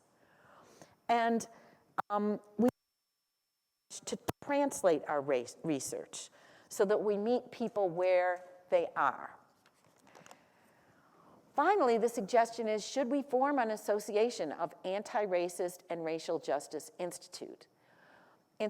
And I think this spoke to the yearning all of us have for more collaboration, for more cooperation, for more sharing. And this convening is meant to be part of that ongoing process that began in 2019 and continues here today. In the panel, we learned more about each other's work. We have litigation and voting rights work, community-based advocacy, a fight against attacks on critical racial studies, partnerships focusing on recognizing historical injustices and restorative responses and restorative training models. And we did identify possible collaborations. So Bob's idea of a book, which we've discussed, Collectively, could we lend our voices and join an amicus brief about the alien land law? Could we sign the letter to stop Cop City in Atlanta? And finally, at the end, we grappled with something that I think all of us need to think about on our way out, which is this. How are we going to cope in a world without affirmative action? When the court issues its opinion soon and ends affirmative action, are we prepared? Are we going to do Zoom events in each of the centers? Are we going to do community events? Who are going to be our speakers? Are we going to collaborate with our education departments? And what can we learn from California about how to cope with this new world? Can we create programmatic admissions policies? And what would that look like? How has California done it? What lessons can we learn?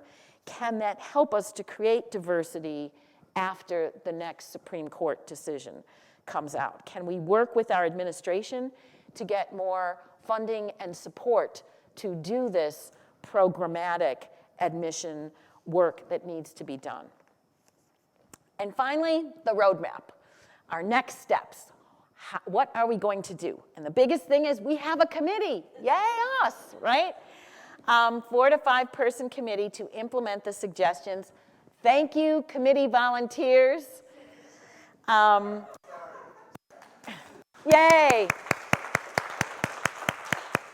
And we want to create an inventory of projects, an inventory of who is doing amicus and impact litigation, an inventory of people and what they're doing, and then maybe see if there are some critical areas. Not that everyone is going to do one project, but we do have some overlap. You know, Batson, for example, you've got 3 different centers focused on Batson, jury selection, and peremptory challenges. So those groups maybe didn't know until today that the other efforts existed and can collaborate. Here are some other areas. One is going to be affirmative action and this need for programmatic admissions. Restorative justice, reentry, community advocacy projects, voting rights litigation, criminal justice reform, and various judicial training initiatives. So those might be, committee, as you look at it, places where there's some overlap, some potential for collaboration and cooperation.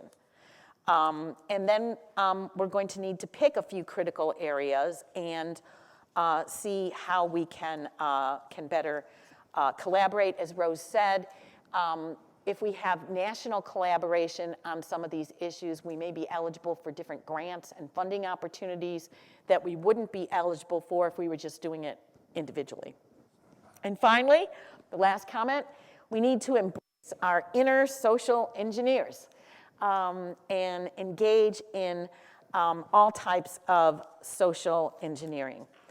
I wanted to end this on a personal note by saying that at 68 years old, I am honored to be part of this community. I did not imagine a community like this when I began teaching, and I am honored and humbled to be part of its beginnings. We are small, but we are growing. My hope for all of us is that we keep showing up, we keep convening, we never give up the dream of a truly legitimate democracy in which all voices are heard, all votes count and are counted. Thank you, everyone.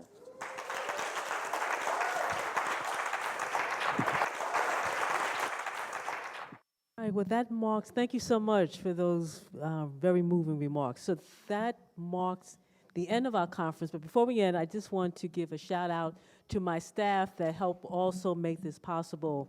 Malcolm Clark, Olivia Strange, who's been in and out, Lauren Hawks, who was here earlier but had to leave, and Charlotte Nelson. Members of our planning committee who helped think through the ideas, the structure and format. So, of course, my faculty co-directors, Deborah Ramirez, Margaret Burnham, Jonathan Kahn, Rose Zeltazjik, and Gavin, oh, of course, Gavin Logan. Thank you all very much. Thank you all for showing up. Yes, who always shows up, our photographer, Craig Bailey, and our audiovisual component, Adam Polgrim. So, as you can see, within any initiative, it really takes a group to be able to get things done. So again, thank you all for coming, being a part of this. Please share the information that you heard. The conference was recorded, so the live stream link, you can go back if you wanted to capture some information and can share it with other folks as well. And so now we will retire, have some refreshments, and continue our conversations. So this is just another step in that process. Thank you so much again. And those of you who are staying over, enjoy Boston. Those of you who are traveling, safe travels home. Thank you.